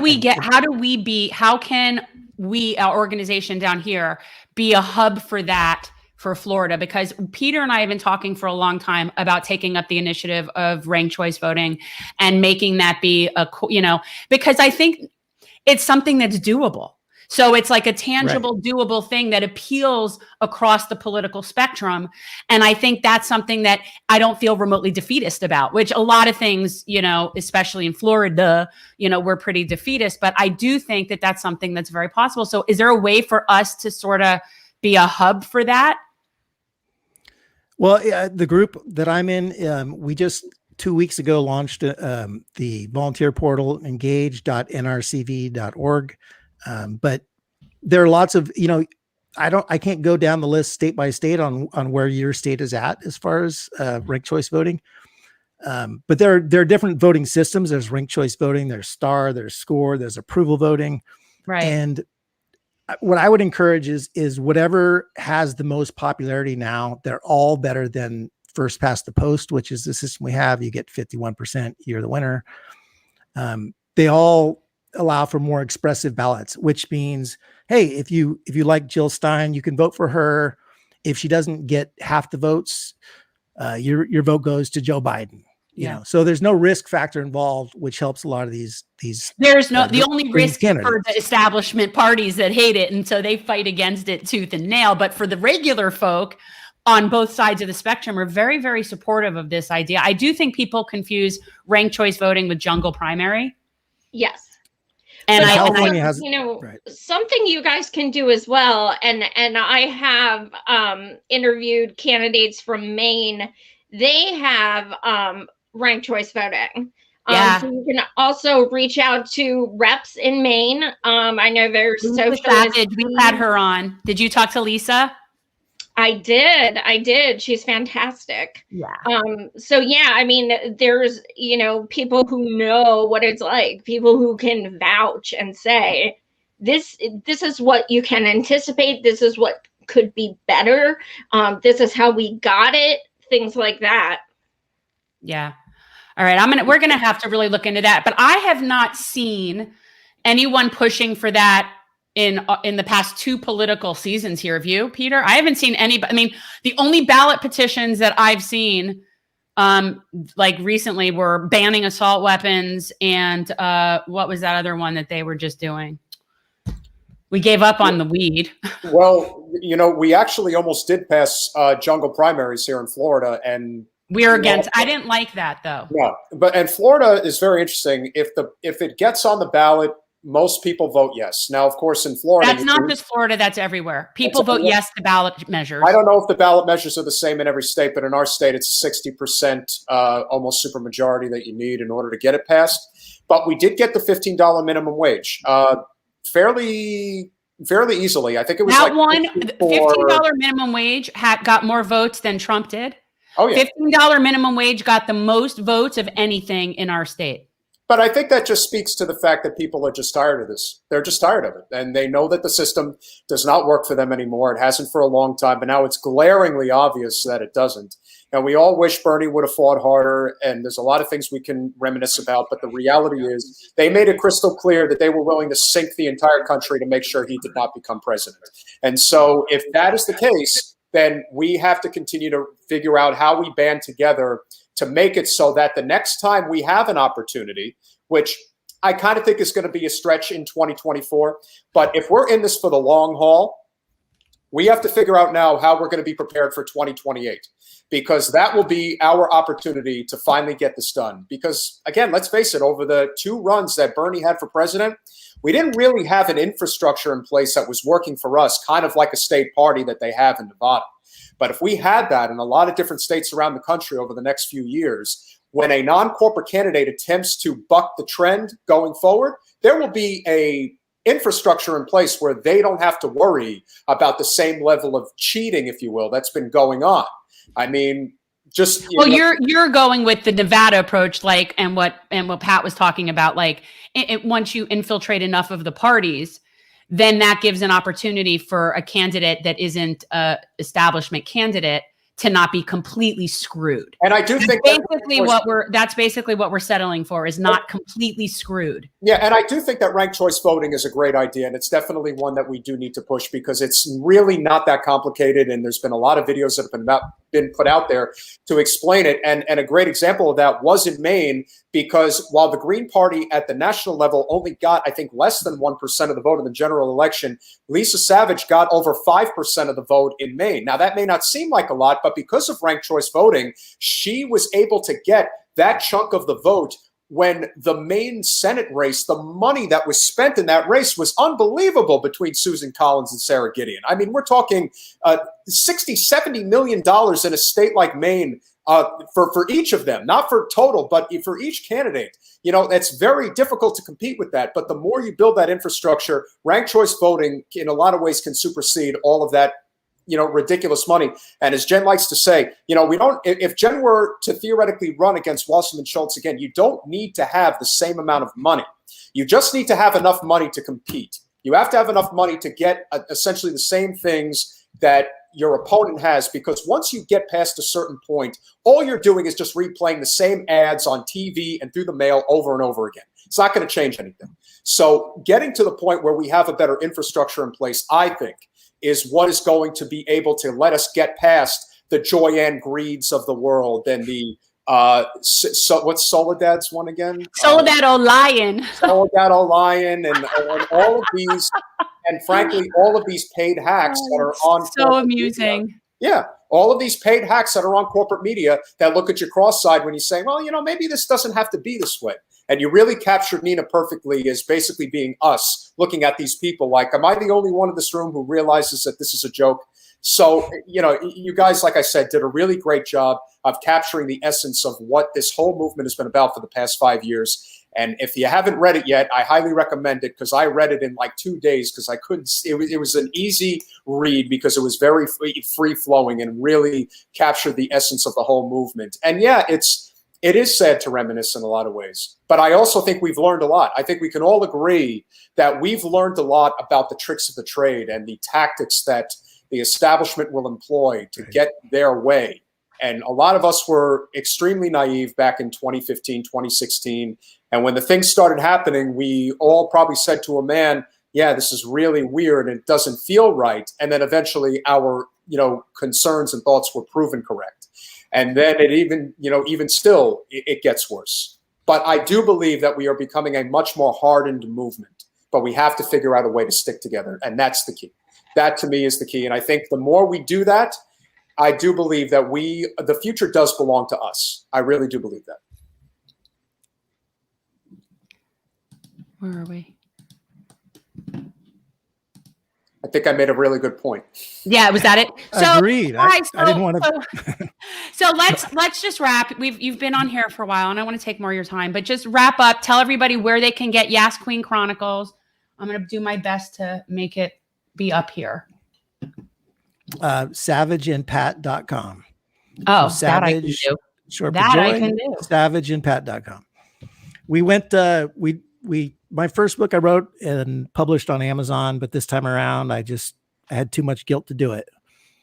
Just like I have an espresso machine over there, and I never put pods in it because it's bad for the environment. So look at me plugging all these, like I'm such a leftist. Come on. No, it's good. I'm a leftist. Good. No, I'm just kidding. But, look, it's important to know. Self-awareness is a very, very important and attractive feature. But we said fuck Amazon and went with another. We'll sell more books if we put it on Amazon. We're well aware, but I'd rather us, we both agree we'd rather just stay independent and independently written, published, and everything like that. We don't want to be censored. We want to write our own book and say what we want to say. And if it means we make less money to be proud, then so be it.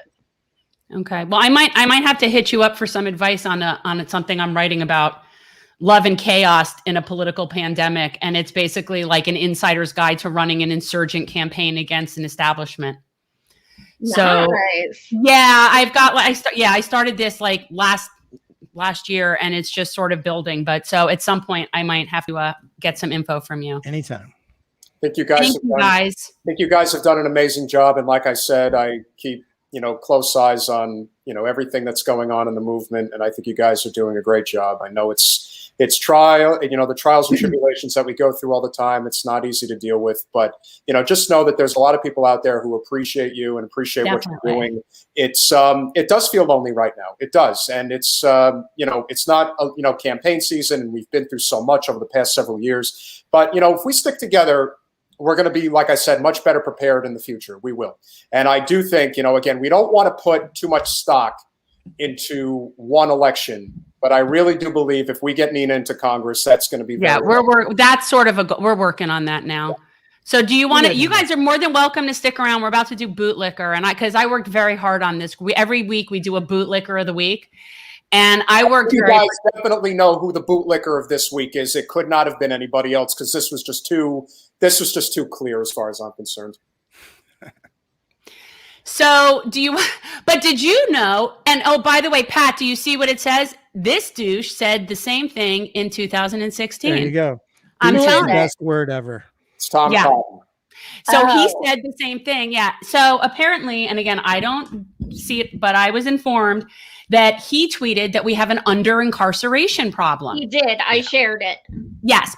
And so I just was like, that's a ridiculous thing to say. So I had to look it up. And sure enough, he said it in 2016 as well, which is just, and then I actually did a dive into who gives him money. And I couldn't find anything directly that was prison industrial complex, which doesn't mean anything necessarily, but clearly he's got a taste for that. He also never met a war he didn't like. And this is a guy who is as bloodthirsty as anyone I've ever seen. And there are a lot of people who think, now I do think that Ron DeSantis is most likely the heir apparent to Trump's movement. However, I would not put it past Tom Cotton to try to, go as far to the right as anyone ever would. Because I do think he's going to run in 2024 and absolutely do just that. And Trump is going to look like a freaking paradise compared to what he's going to do. Ron DeSantis? No, Tom Cotton. Oh, yeah. This douche. All right. Yeah. No, he's bad. He's a very dangerous person, and he's. Can you see it, Joy? Like, I don't know, like, what your capability is when you're sitting at the computer. Like, can you see that he's like licking the prison? No, but I tried I got real close, and yeah, because you'd probably really dig it. But like, so no, he's got this big tongue sticking out, licking what looks like a prison building and tower. I thought it was Anthony Weiner. I'm not gonna lie. Oh well, he could be a bootlicker too.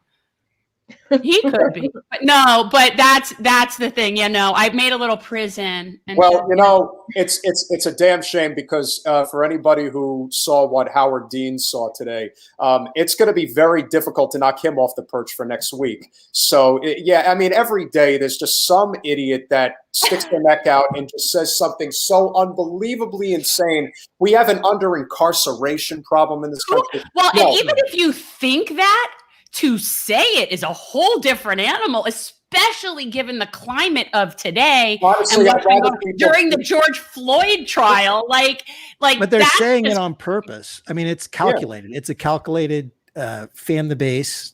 You know, he's trying to take Trump's reign. He's gonna drop one of these inflammatory statements every 6 months up until 2024. Yeah. No, and a number of them are going to try that, but I think Cotton is always the one that I've been keeping, you know, him in terms of longevity. DeSantis more so because he's as closely associated with Trump as anybody. You know, Trump made him governor. He really did. And, you know, but Cotton is so, I mean, talk about a hawk in just every which way. And it's so dangerous. And again, there is no pushback against him in Arkansas. There is no infrastructure. In fact, the last time he ran for Senate, he only had a challenger that was in the Libertarian Party. There was no Democrat that even challenged him. And I would think that states like Arkansas are places where, because it's a rural population and they are struggling mightily from a socioeconomic standpoint, that I think having an opportunity to build infrastructure in the more rural states might be the ticket. Now, I don't know. I'm just spitballing here as, you know, what is going to be the best way forward for us. But I do think in a state like that, where it's essentially one party rule, and it's obviously the wrong party in terms of the way that they're pushing initiatives. It's as, you know, corporate driven as you could possibly imagine. But I do think that a state like that could be ripe for it, because I'd be curious to know how many people really agree with Tom Cotton in terms of what he pushes. Because it just, from, you know, logically speaking, it doesn't make any sense. And he's, like I said, he's not someone who ever shies away from taking the wrong take, it seems like. I mean, to me, Medicare for all is sort of the issue when you say infrastructure. Yeah, they get infrastructure, but how many people are going to be dealing with long-term COVID expenses, you know, post-pandemic? I mean, Medicare for all really shines a light on what our government is doing. Biden's plan is to subsidize the worst COBRA, which is one of the worst, most expensive supplemental insurance plans. You know, it's you lose your job, you pay for COBRA. It just means you pay for the full amount of your health care. That's your reward. Now, granted, he's subsidizing it, which means the government is paying that bill right now. But that's just simply a handout to insurance companies. I mean, it's, you know, when you could just provide people Medicare for all and get them on the Medicare for all Medicare system, and give them a supplemental plan to go with it. You could do that for a fraction of what we're doing to just hand money to the insurance companies right now. And I think a lot of that can be made really clear to people. I mean, the media demonizes Medicare for all like crazy, and look how popular it is. I mean, people get it. You know, people pay those bills. That's like one thing. Everybody reaches into their pocket to pay their medical bills. Everybody has friends with stories of how their coverage isn't, you know, they're in a nightmare situation. They lost their house because they couldn't pay their x-ray bill or something stupid, or, you know, you get $10,000 a year on insulin, like my best friend who's dying of cancer, $10,000, and she has to work until she dies or she'll lose her coverage. You know, that's Medicare for all. So that people get that issue. And if people haven't looked into it, definitely look into Libby, Montana. Lee Camp was on recently with me, and we discussed it. It is a place. I thought it was a person, the way it sounds. But Libby, Montana is a place where jurisdiction found that there was something in the air that was making people sick. And because of that, an emergency Medicare for all type plan was implemented for all of the citizens of that city. And it does not stipulate Libby, Montana. So if you look into it, it literally could go for the entire country. And there has been legal analysis and everything. If enough people stand up and say, you know, case XYZ, whatever it was, in Libby, Montana, they would have to do an amendment or seriously consider giving people Medicare for all, because that statute is applicable. So I encourage everyone to look into it. It's really fascinating. Jen, you're the lawyer here. Don't announce that. Nobody needs to know that. I forgot about that. I didn't know that. I don't advertise it. I'm more inclined to tell you that I used to be a Hooters waitress than I am to tell you I am an attorney. Yeah, but Joy, how are we going to pay for it? I mean, how are you going to pay for it? Yeah, how are we paying for it? I don't know. How you recently had Steve on. You guys know. Yeah. Well, again, we always talk MMT here. Well, again, and again, economics is a very important subject, and knowing the difference between state and local versus federal. And I think a lot of people are getting that. I mean, they complain all the time about, well, where are you getting the money? I'm like, well, anytime the rich want something, they just print that money, baby. It just comes like it's going out of style. And it's important, like I said, for people to just see what's right in front of them, because it's clear as day that, there's a joke around here and it's on us, and we've been taking it for far too long. Right. But we're not going to be taking it anymore. In my opinion, is we need to push for the MMT stuff now, because what I didn't like about MMT's peak, and I love MMT, I get MMT, I support MMT, but conflating it with Bernie's proposals in the election and people learning about it for the first time, it comes across, it to a lot of people, it came across as, how are you going to pay for this? Oh, magic. Because they don't know what MMT is. So it does. So that's why, I mean, he avoided using that terminology, but now is the time we need to really push what MMT is and get those concepts ingrained in people, because I didn't want to push it during Bernie's campaign because, it's too fantastical for people to understand. It would have been too easy to label as just voodoo economics. Yeah, no, I agree. It's because the truth is it is amorphous sounding. It is. And that's because it is, but that's the system we have. And that's the system we've had since we got rid of the gold standard, is people don't like that because it confuses them.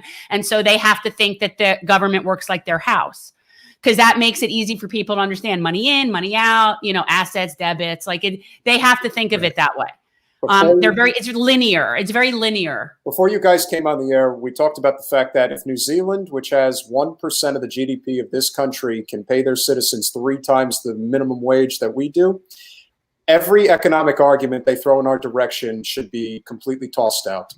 But unfortunately, in our country, because of how powerful the corporate media is, and that I think is the essence of your book, and that's a great way to wrap, is to basically tell everyone who's in what I call the non-corporate movement. It's not progressive, it's not libertarian, it's not any of that. We are the non-corporate movement, and the corporate movement wants you to believe that you can't have nice things, that the system is set up in somewhat of a, well, again, it's a class war, because that's what it is. It's a class structure that they really enjoy, and they love, sitting in the ivory towers and looking down upon the serfs, if you will. And that's the essence in many ways of the story, which is to suggest that, I think a lot of people still underestimate the power of the corporate media and how much influence that still has on, frankly, tens of millions of people in this country. And for the people that were just glued in for 4 or 5 years, just listening to Trump all, for endless hours of the day, I can attest to it. I've seen people in my family and friends who even do that.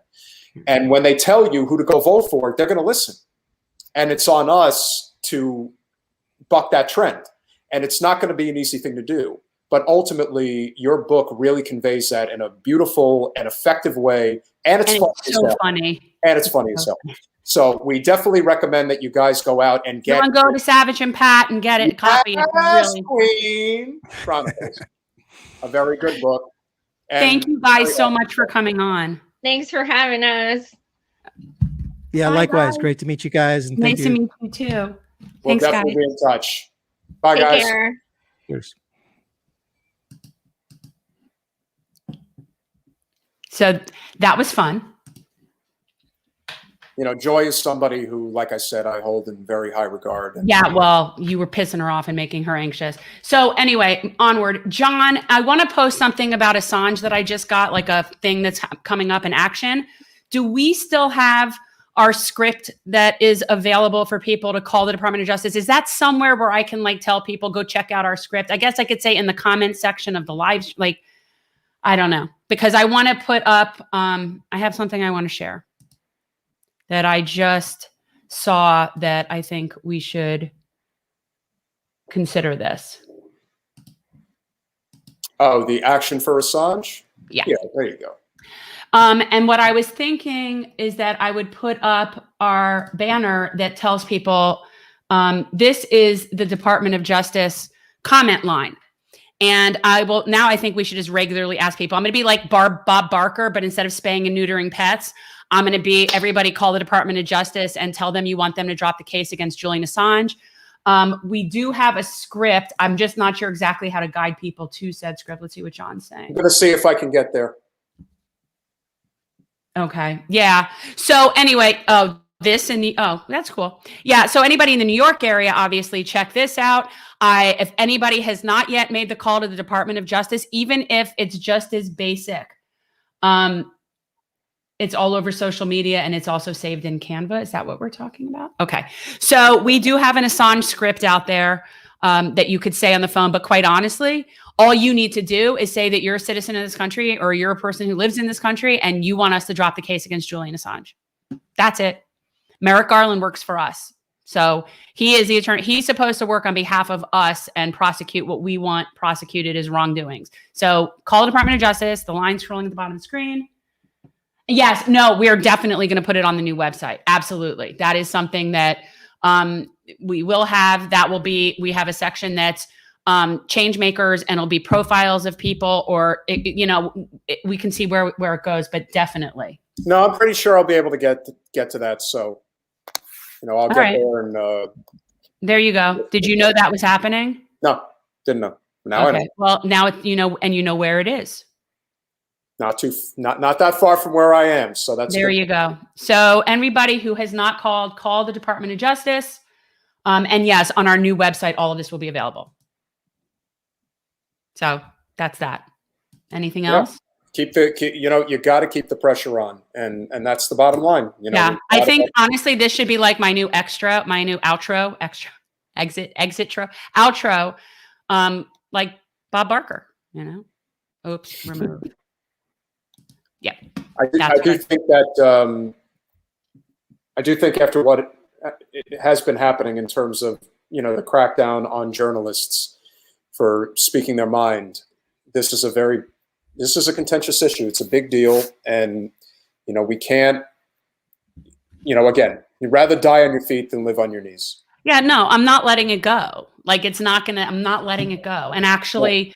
There's just some certain issues that I'm kind of sick on walking on eggshells. I've never walked on eggshells about Assange because that's just been black and white to me from day one. But we briefly talked about the Israel issue today. And I think that that's something that we're going to have to really just have out and really talk about that. And I actually want to share how I really feel about that and my perspective and growing up raised by post-Holocaust fear mentality grandparents, basically, that passed down this kind of fear-based thinking and just started deprogramming from that and just trying to really think of something at this point to do to just bring attention to it. And it needs to be talked about more. And if she's getting reamed, AOC, for not taking a stand on Palestine, then that means that people are starting to really care that that's not being mentioned. And so we need to mention it. We need to talk about it. You can be pro-Israel and pro-Palestine. Well, you can, but it's really complicated. And, that's why we need to get Abby Martin on here. And I need to talk with her about that. I mean, she's obviously a big advocate for BDS. I have some concerns about that movement. But she and I 100% agree with her on that everybody has a choice to do that and the right to do that, and telling people that they can't participate in that is absolutely a violation of our rights. So, and that's something that's going on. Apparently it's now in 30 states. 30 states have passed legislation that people have to either agree in contracts that they won't support BDS, or it applies to certain, like I remember Texas had it, so that there was the public school teacher or the audiovisual person, the speech pathologist. And, 30 states have now passed anti-BDS laws. And that's a real problem. And I didn't realize it was up to that many states. And that's something that's really scary. And it's definitely not getting enough news, and it's flying under the radar. And as Abby says, if it were any other country, insert the name of any other country in these laws, and we would say that's the most absurd thing that we would ever put in a law, that our citizens can't boycott another nation. That's like, that would be unheard of. And yet we allow it for Israel. And that's a problem. And I need to kind of own that. So, and that's, again, a lot of it is power-based. And in South Florida, we have the second largest Jewish population in the country. Here, look at this. People can't get FEMA aid if they won't agree to the BDS clause.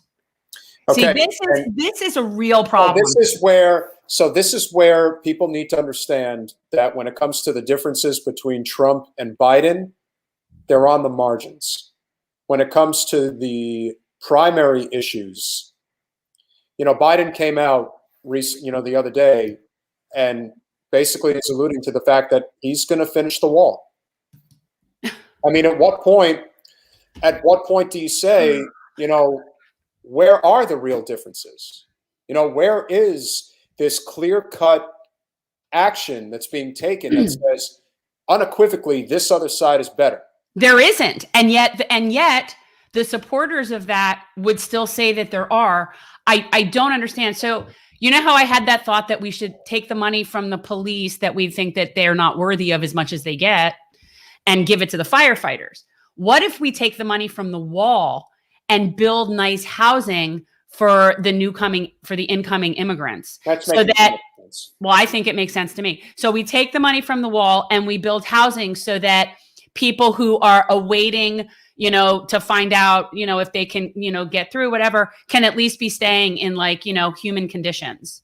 I'm just throwing that out there. Maybe they create some sort of housing for people that don't have a place to go quite yet. No, and that's again, my suggestion. I think there's been a few people that have brought up the fact that this problem is not going to get better. It's only going to get worse. Yeah. This idea, and I can understand on the one hand, not just allowing immigrants into the country free range, but at the same time, why are they fleeing? Most of them are fleeing. Number one, most of them are fleeing from three countries, the three countries that have the most gang violence and obviously as significant a problems when it comes to the drug war as any. And that, of course, is Honduras, Guatemala, and El Salvador. And so they are fleeing to our country because in many ways of what we've done to them. Yeah, no, nobody wants to own that. Nobody wants to own that. John, before I forget, can you reach out to Bo again and see if he'd be willing to come on and talk immigration? That's his huge issue. That's his pet issue. That's the thing he is do or die. That would be a great crossover if you were able to do that. Well, I just know he's just somebody that is extremely very positioned about how we treat immigrants in this country. Rightfully so, mind you.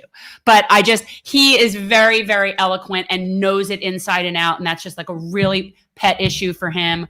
And he's definitely he's left of me on it. So You know what I think? I think Bo should run for the soon-to-be vacated Matt Gates's. He is not going into that pool. He is not doing it. He doesn't do partisan politics at all. He just doesn't. It's not. He'd be great though. He's smart for that. He'd be great though. He would.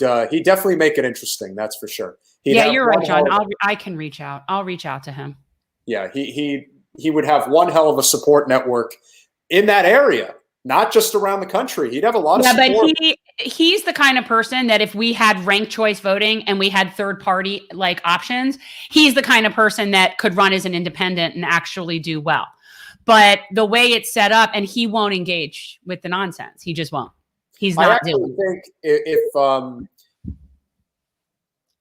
I think that one of the problems that a lot of challengers have in what I consider to be the very gerrymandered areas. It's like the gentleman who ran against Gates in that district. He's a decorated Air Force veteran, and to me, the biggest mistake he made was he ran as a Democrat. I think if he ran as an independent, he would have had a much better opportunity I don't know why you think that. Like, why would you think that district is any different than ours in terms of being able to, I think if you're running in the general election, if you're running in a primary, that's a whole other story. But it's the same thing here. So you're saying that this person would have more success running in a general as an independent against Gates versus running in a primary against him. I do think that well, again, that's something to explore because, again, he still ended up losing the race by, I think, over 25 or 30 points. So it's, again. So he ran as what? A Democrat? He ran as a Democrat, yes. So it's a losing effort. Well, it's a losing effort either way. It's a losing effort either way. Well, that's the same thing about people wanting. Would you run in our district as a Republican or an independent? And does it matter? I guess you're right. 6 to 1, half a dozen of the other. Like what? You can't win either way. The only way you can win is through a primary. So it doesn't matter. That's what I'm saying. So unless he challenges him as a Republican. But what is going to happen with Gates now? I think Gates is in big trouble. I do. And I think he's going to probably. Well, will it hold till Monday for us to be able to use him? You never know. I mean, listen, remember, his father is very powerful. So they're going to try every which way to stall this thing as long as they possibly can. But the feds are involved now. Once the feds are involved, you're basically toast. So it's just a matter of when. They don't usually rear their head until they're sure they have something good. Listen, the feds have like a 95% close rate. Yeah, their conviction rate is pretty it's hard. As airtight as it possibly gets. Yeah. So 9 out of 10 or higher, the cases that they take are the ones they close. Yeah, so, no, I have personal experience with this. I did clerk for federal court, and I can tell you that when they prosecute, they win. It's not like state court where they just throw enough shit against the wall and hope apparently the girl who was 17 at the time has already been, who's already taken a deposition and said that, yeah, she was with him and they crossed state lines in order to engage in sexual activity. So as far as I'm concerned. So is that the crossing the state lines, that's where they're getting him with the trafficking charge, or is there more stuff? No, that's what they're getting him with. Okay, that's cheap. That's like getting Al Capone on income tax evasion. 17 years old and across state lines. First of all, in a lot of states, that's not even illegal. You know what? There's a part of me that really hopes that Gates goes down, because if he does go down, then as far as I'm concerned, it's open season on everybody, because so many of these people commit untold types of criminal behavior or criminal activity, and they're never, ever reprimanded or even in any way having their position threatened whatsoever. And if somebody like Gates goes down, in the minds of most people, did this girl go willingly, or did he drag her across state lines illegally? Okay, I don't know. What was her deposition? My understanding was it was a consensual thing, not statutorily. Statutory rape is statutory rape. If she's not able to give consent, then it's not consenting. But if you're talking about from the perspective of was she physically forced, that is not what my understanding. Again, do I think it's possible that this case I think that if that's the statute, then he's a rapist, and that's a problem. Hey, listen, do I think that this is somewhat of an overreach? Yes. Did he break the law as the law is written? Yes. And here's the other thing, though. Okay, for every rat you see, there's 50 you don't. I know, and this is why when I get a speeding ticket, I take it with a grain of salt, because I speed regular. So every once in a while, you're going to get busted. My point being that if he's getting busted for this now, there have been other instances of him doing this. This is not a one-off. That's not how this works. I think the final nail in the coffin for him is the fact that he sought a preemptive pardon from Trump before he left office. And the fact that he was just a blanket pardon for anything I could possibly be charged with in my existence. The only person who does something like that is somebody who has a lot to hide. And that's that's what I mean. This story about this girl and crossing state lines and that being trafficking, it's got to be a drop in the bucket. And you'll know if he steps down. If he steps down, it's because there's more. Well, of course, because that's what's probably going on right now. He may just be negotiating his exit, which a lot of people do.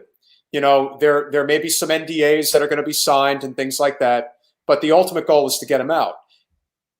But even if you do, who do you think is replacing him in that district?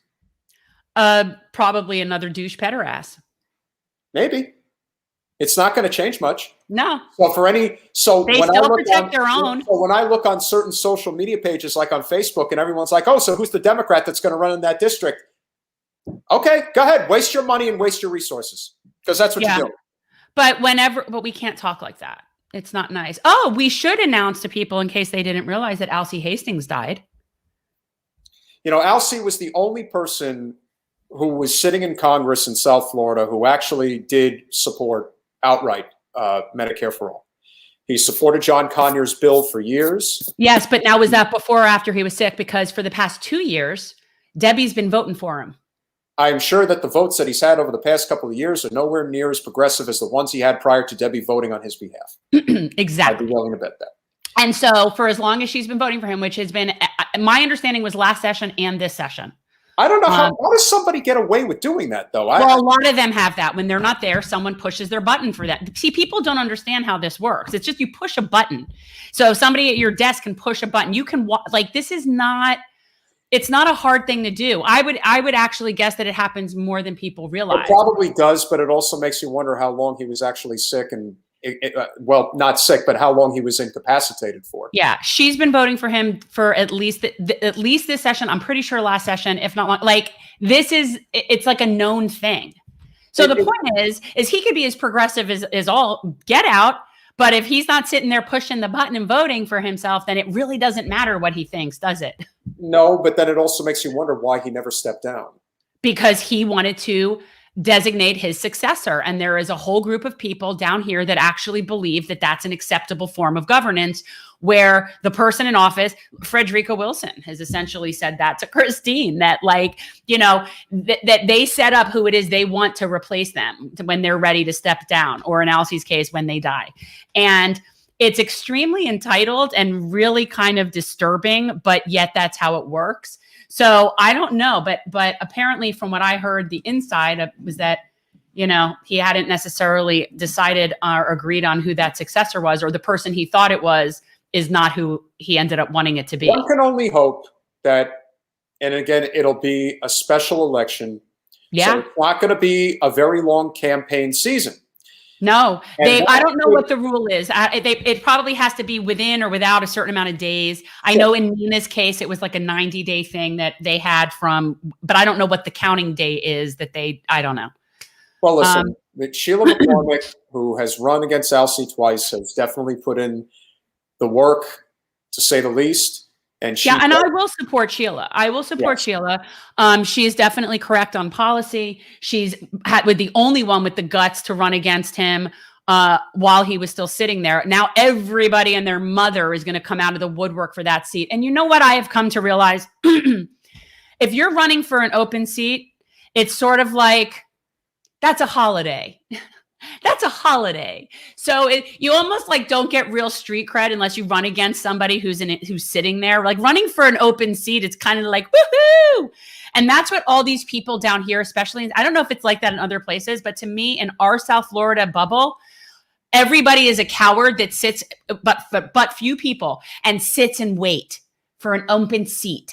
And then they pounce. And sometimes people move specifically to places because there is an open seat that they can get, instead of having any sort of courage to stand up and fight for what they think is right. And again, otherwise, if a representative is doing a good job and is representing their community to the best of their ability and people are happy with them, that is fine. But the overwhelming majority of people that are representatives, especially somebody like Wasserman Schultz, is not doing a good job. Now, the perception to those that are in the bubble believe that they are doing a good job, but those that actually are observing what's really going on recognize that that is not the case. I think there's a lot of people that recognize that's not the case, but they're just too scared to stand up. And in fact, Peter, we've met those people. Sure. So we know that there's a whole bunch of little Politico wannabe junkie ambitious sorts that sit and wait in the wings for there to be an open seat, even though they know the person sitting there isn't even casting their own votes. But they'll sit there patiently and wait, like, because dare you upset a sitting incumbent, like they're entitled to that seat and they're entitled to decide who should succeed them. And it's like, yeah, that's called a monarchy. And we left that when we left England and came here. Like that the point was to not be a monarchy, and yet these people rule like it's a monarchy. But I think people still fall into the same traps. That's the problem. It's very easy to just get comfortable. And again, a lot of people down here are comfortable. That's part of the problem. You know, you do have a considerable voting bloc who is just always going to vote, maybe not even necessarily in their best interest, but they're just going to, you know, vote because that's what the consensus is from the top. It's what they're used to. And we know how this works. It's a chicken and an egg thing. And it's like the people are scared to sort of step out, but if they see other people doing it, maybe they will. But it really does go to show you how vapid the majority of people in politics really are, because most of them do feel that there's sort of this wait your turn mentality. And the people on the inside, they really push this. Like when you're in the club, at least in the Dem side, I can't speak as to the Republic. They probably don't do this on that side. But on the Democratic side, there is an order to things. You will wait your turn and it's not your turn yet. And they really have this idea that they get to decide who should run, who should challenge, and nobody should challenge anybody who's sitting. And it's just, this is the problem. And the Dems are way worse. And I find it completely disgusting. And I will be supportive of Sheila. For anybody who is interested, that's Sheila Sherfilis McCormick. She will be running to take Alcie's place. And remind me, he's 21, right? He's District 20. Yep. Then who's 21? Lois Frankel. Correct. Okay, that's right. He's above her than low. Okay, so he's District 20. Well, actually, he's above her and below her. So yeah, well, yes. Gerrymandering. He's West Palm Beach and yet Miramar at the same time, and the Everglades. He represents the alligators in the Everglades. Just so you guys know, if you want to know what the actual distance is, it's over 60 miles. It's pretty nuts. It's ridiculous. But hey, you know, we've. I wonder what the square mileage would be total. Well, and I wonder will that district be impacted at all by the new seat that we're going to get down here? Or is that because of the way that it's drawn, you would think that it probably would be, because it's just so ridiculously drawn. Well, we know that if Debbie's given her druthers, she'll probably want to get rid of whatever the lower income Latino areas of our district. Like that's probably what she would drop first if she could pick. To maintain a stronger hold. That would probably be part of the reason. And guys, this is part of the reason why there is a real possibility that even if Jen runs again at some point, it may not be this election cycle, because we are not going to know what our lines look like in this district until the fall, literally till the fall. And even if they're telling us that we're going to know at some point in September, even that I'm not willing to believe. No, they'll put it off again. And I do think, obviously, that's very calculated. This is an issue that is dealt with by our Republican legislature in the state of Florida, who I do believe is very in sync with our representative and many of the other Republican representatives. And so they are going to drag their feet on this. That does preclude people from getting momentum and being able to, pose a good challenge. I think they know that. I think that that's part of it. I do have some admiration for people that are jumping in anyway right now, not even knowing what their district is going to look like, because they obviously want to put in the work. Hopefully the redistricting doesn't hurt them too much when that happens. I know Christine has declared she's running. Christine Olivo is challenging Frederica Wilson, this time as a Democrat in the primary in District 24. But given how things are changing, 24 might not be 24. It could end up being, 25. I don't know how it's going to go, but Florida districts go 1 to 27 from the top of the state, Matt Gaetz, all the way down to the tip. And so wherever they're going to add something in is going to push I don't know. I just don't know what it's going to be. And I'm not going to. No, and but again, it's going to be 2 districts. So it's going to be. One's going to be in Orlando area. One will be in the middle. Yeah, it's definitely going to be in Orlando, and it's definitely going to be something, connected between Palm Beach, Broward, and Dade. Yeah. So it's just a matter of how they're going to redraw these things. But they're not going to draw it to benefit challengers to incumbents, and they're not going to draw it to benefit the blue. It'll only be drawn to benefit the red and blues that are like red, like Debbie. Correct. And that is the problem here. And again, no one ever speaks up about. We are now. I'm calling names.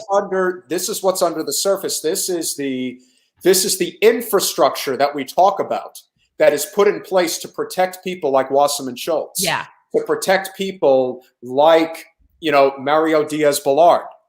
All of these This people is how that this are is helped by done. gerrymandering. And I mean, generally, look, we've got 27 congressional districts in the state of Florida, and maybe 4 or 5 of them are actually competitive. The rest of them are not competitive. So when people try to run in the opposite party of the party that's controlling that area, it's a fool's errand. It will never work. And so you have to question. And so people need to, this is where critical reasoning comes into play. This is the thing. So when you have a state that is, how many counties? We have, what, 67 counties. Yes. All but 7 of them or whatever are red counties, flat red counties. So you better believe that our Republican legislature is going to be deferential to the blue representatives that serve Republican ideals. They're going to be deferential to the to the Democrats that are actually policy oriented with Republicans. And they're going to get along with those people swimmingly. People like Debbie that tend to vote Republican issues, especially on economic and trade and all those things.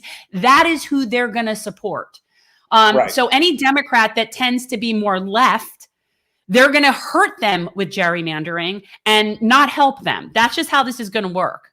So, and to think otherwise is completely naive. And I think, this gets back to, a lot of the things that we talked about earlier this evening, and the fact that there's so much of this petty, nonsensical infighting that, people permeate on the political left in particular. But I think it happens on the political left more than any other place because our movement is based on labor and on being non-corporate. And when we are, but I wouldn't say the left is. I think left.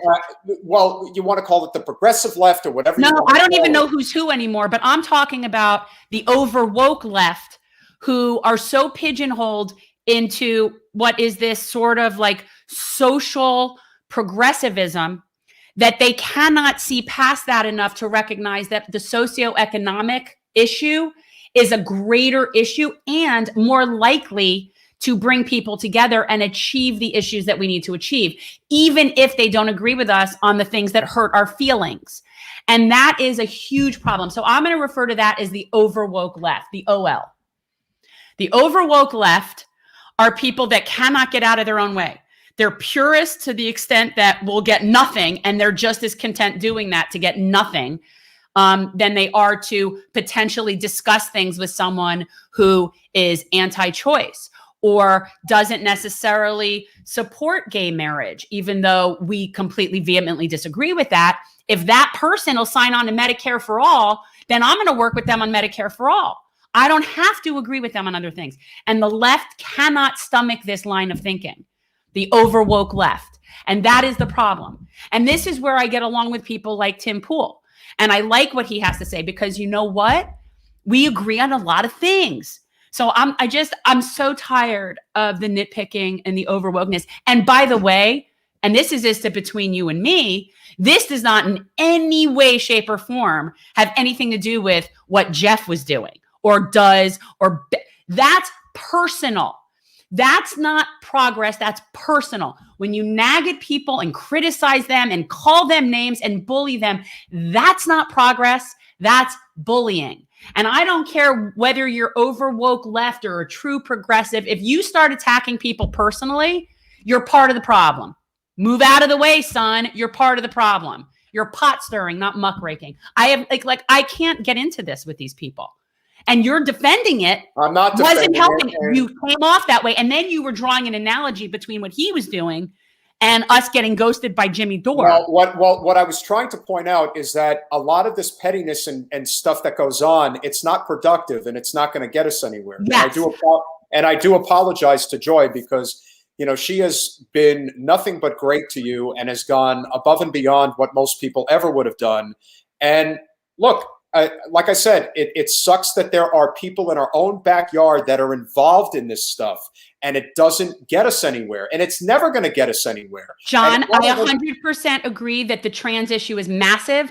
I take that very seriously. I take hate towards any group of people seriously. But what I'm suggesting is that the powers that be use those issues to keep labor divided, and that's an important thing for us to be aware of. And I'm not saying that we don't fight for our trans brothers and sisters, because I would die for their rights. I have no issue with that whatsoever. But what I'm saying is, when it comes to getting really important economic policy passed that will help the majority of people in this country be able to live a life of dignity, we cannot let those issues be a barrier for coalition building when we need to get serious things done. Then I have no problem dealing with the trans issue via policy and all sorts of legislation. I totally support hate crime legislation and all that comes with that. But I'm just saying we can't let the centrists use those things to keep us divided on other issues. That's all I'm saying. And I am not discounting trans issues. And everything is about timing.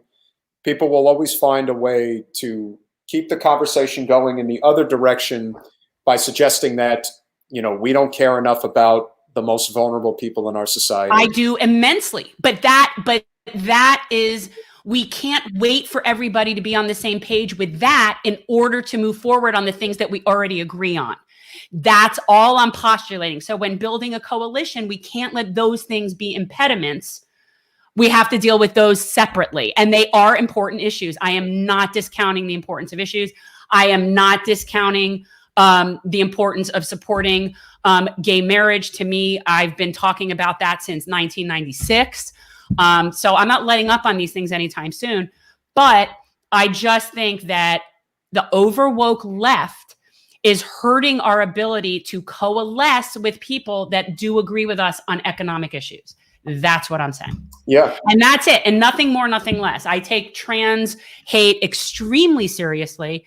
And I always quote Dr. Cornel West. I think of them as our precious trans folk. I think the most vulnerable among us need the most protection and the most help. And by the way, who do you think is most helped by things like Medicare for all, UBI, and a living wage? The people who are the most vulnerable. Marginalized. And that is often trans folk of color, and the people that are already vulnerable. That is who gets abused the most from our poor economics. And I do think that framing it that way will be very helpful for people that are concerned that we're not primed to put that front and center as compared to other things. Oh, that's civil liberties is the biggest thing, and the people that are most vulnerable need the protection the most. I have no disagreement with that. But I think on the economic issues which are what plague us all, that is the underlying unifying factor that is plaguing us, is that there's a big club that we're not in. And until we can really chip away at those bigger issues, we're not going to really be able to properly address the civil liberties issues, because people are struggling to live. So I think that I'm not saying we table it as an issue. I'm just saying we don't let it be an impediment to with whom we're willing to work to get the bigger economic issues passed. That's it. And I have said my piece on that. I love the trans folk. I have no problem with supporting them. On that note, it has been quite an eventful evening, and a lot of things have been covered. And one more time, thank you to Joy and Pat for coming on. And Joy, again, I do apologize. I think, like I said, these issues become very, hypertensive, and, we're just trying to do what we can to fan the flames and make it easier, or I say extinguish the flames, I should say. Yeah, we don't want that nonsense, and we don't platform that nonsense. No. And I'm not going to platform that nonsense. I will talk with anyone of any background, any party affiliation, any creed, idea, philosophy, if I feel that that is going to be in the best interest of building coalitions, getting more people on board, and making progress that will help people. That's it. I don't care who they are. I would talk to neo-Nazis. I would talk to anybody. I would talk to anybody if I thought there was going to be a benefit to help people live life with dignity. That's it. So if we can come to terms on things like economic issues and get people a living wage, I'm talking to whoever. And I am so tired of being judged for it. And I'm done. I don't know if you can tell, but like something happened to me last week after all that nonsense online where I'm just done. I'm done. I'm cooked. It is now like going to be Jen Unplugged because this is ridiculous. So, you know, I'm going to just do my thing and help people and speak truth to power. And if people don't like that, they could just, you know, go stick that in their own little pipe and smoke it. I'll be smoking mine. And there's that. So with that note, and I will not tolerate bullying on here either. That's not happening. And I'm not talking about Declan's silliness. I'm talking about like mean. We're not going to have that. Okay. So that's that. Well, it's been fun. Yes. And I say, and I look, and I'm always looking at, and part of it, what is inspiring to me, which you don't have from your line, well, maybe you do, I guess you can see it, but like, I feel like I forever have Thurgood Marshall looking over my shoulder. And now I also have, which you can't see in the frame, but I have Dexter there too. I put Dexter in the frame with Thurgood. And so now I feel like everything I say and everything I do on this show is I have Dexter and Thurgood looking over my shoulder, and I'm never gonna like let go on that. So it is what it is. Well, I'll be with you on Monday. I can hardly, well, am I having to come pick you up from the airport? Is that happening? Maybe. I'll let you know. Would you are the most disorganized like person to like travel and deal. Could you pick me up? I could pick you up, but what time are you getting in again? 7:20. Oh my God. There's like nothing like you causing me anxiety in terms of like getting on a live stream at 8:30. And I guess I'll find somebody else. No, I'll tell you what, I'll keep track of your flight. And if it seems like it's going to be on time and that it's doable, but if it's running late and it's not, then you're going to have to deal. Because then I need to be here for everybody, for all 12 of the people, including probably my mom and John and maybe your mom who are watching this. Sure. All right. All right, all. Peace Good night, out. guys.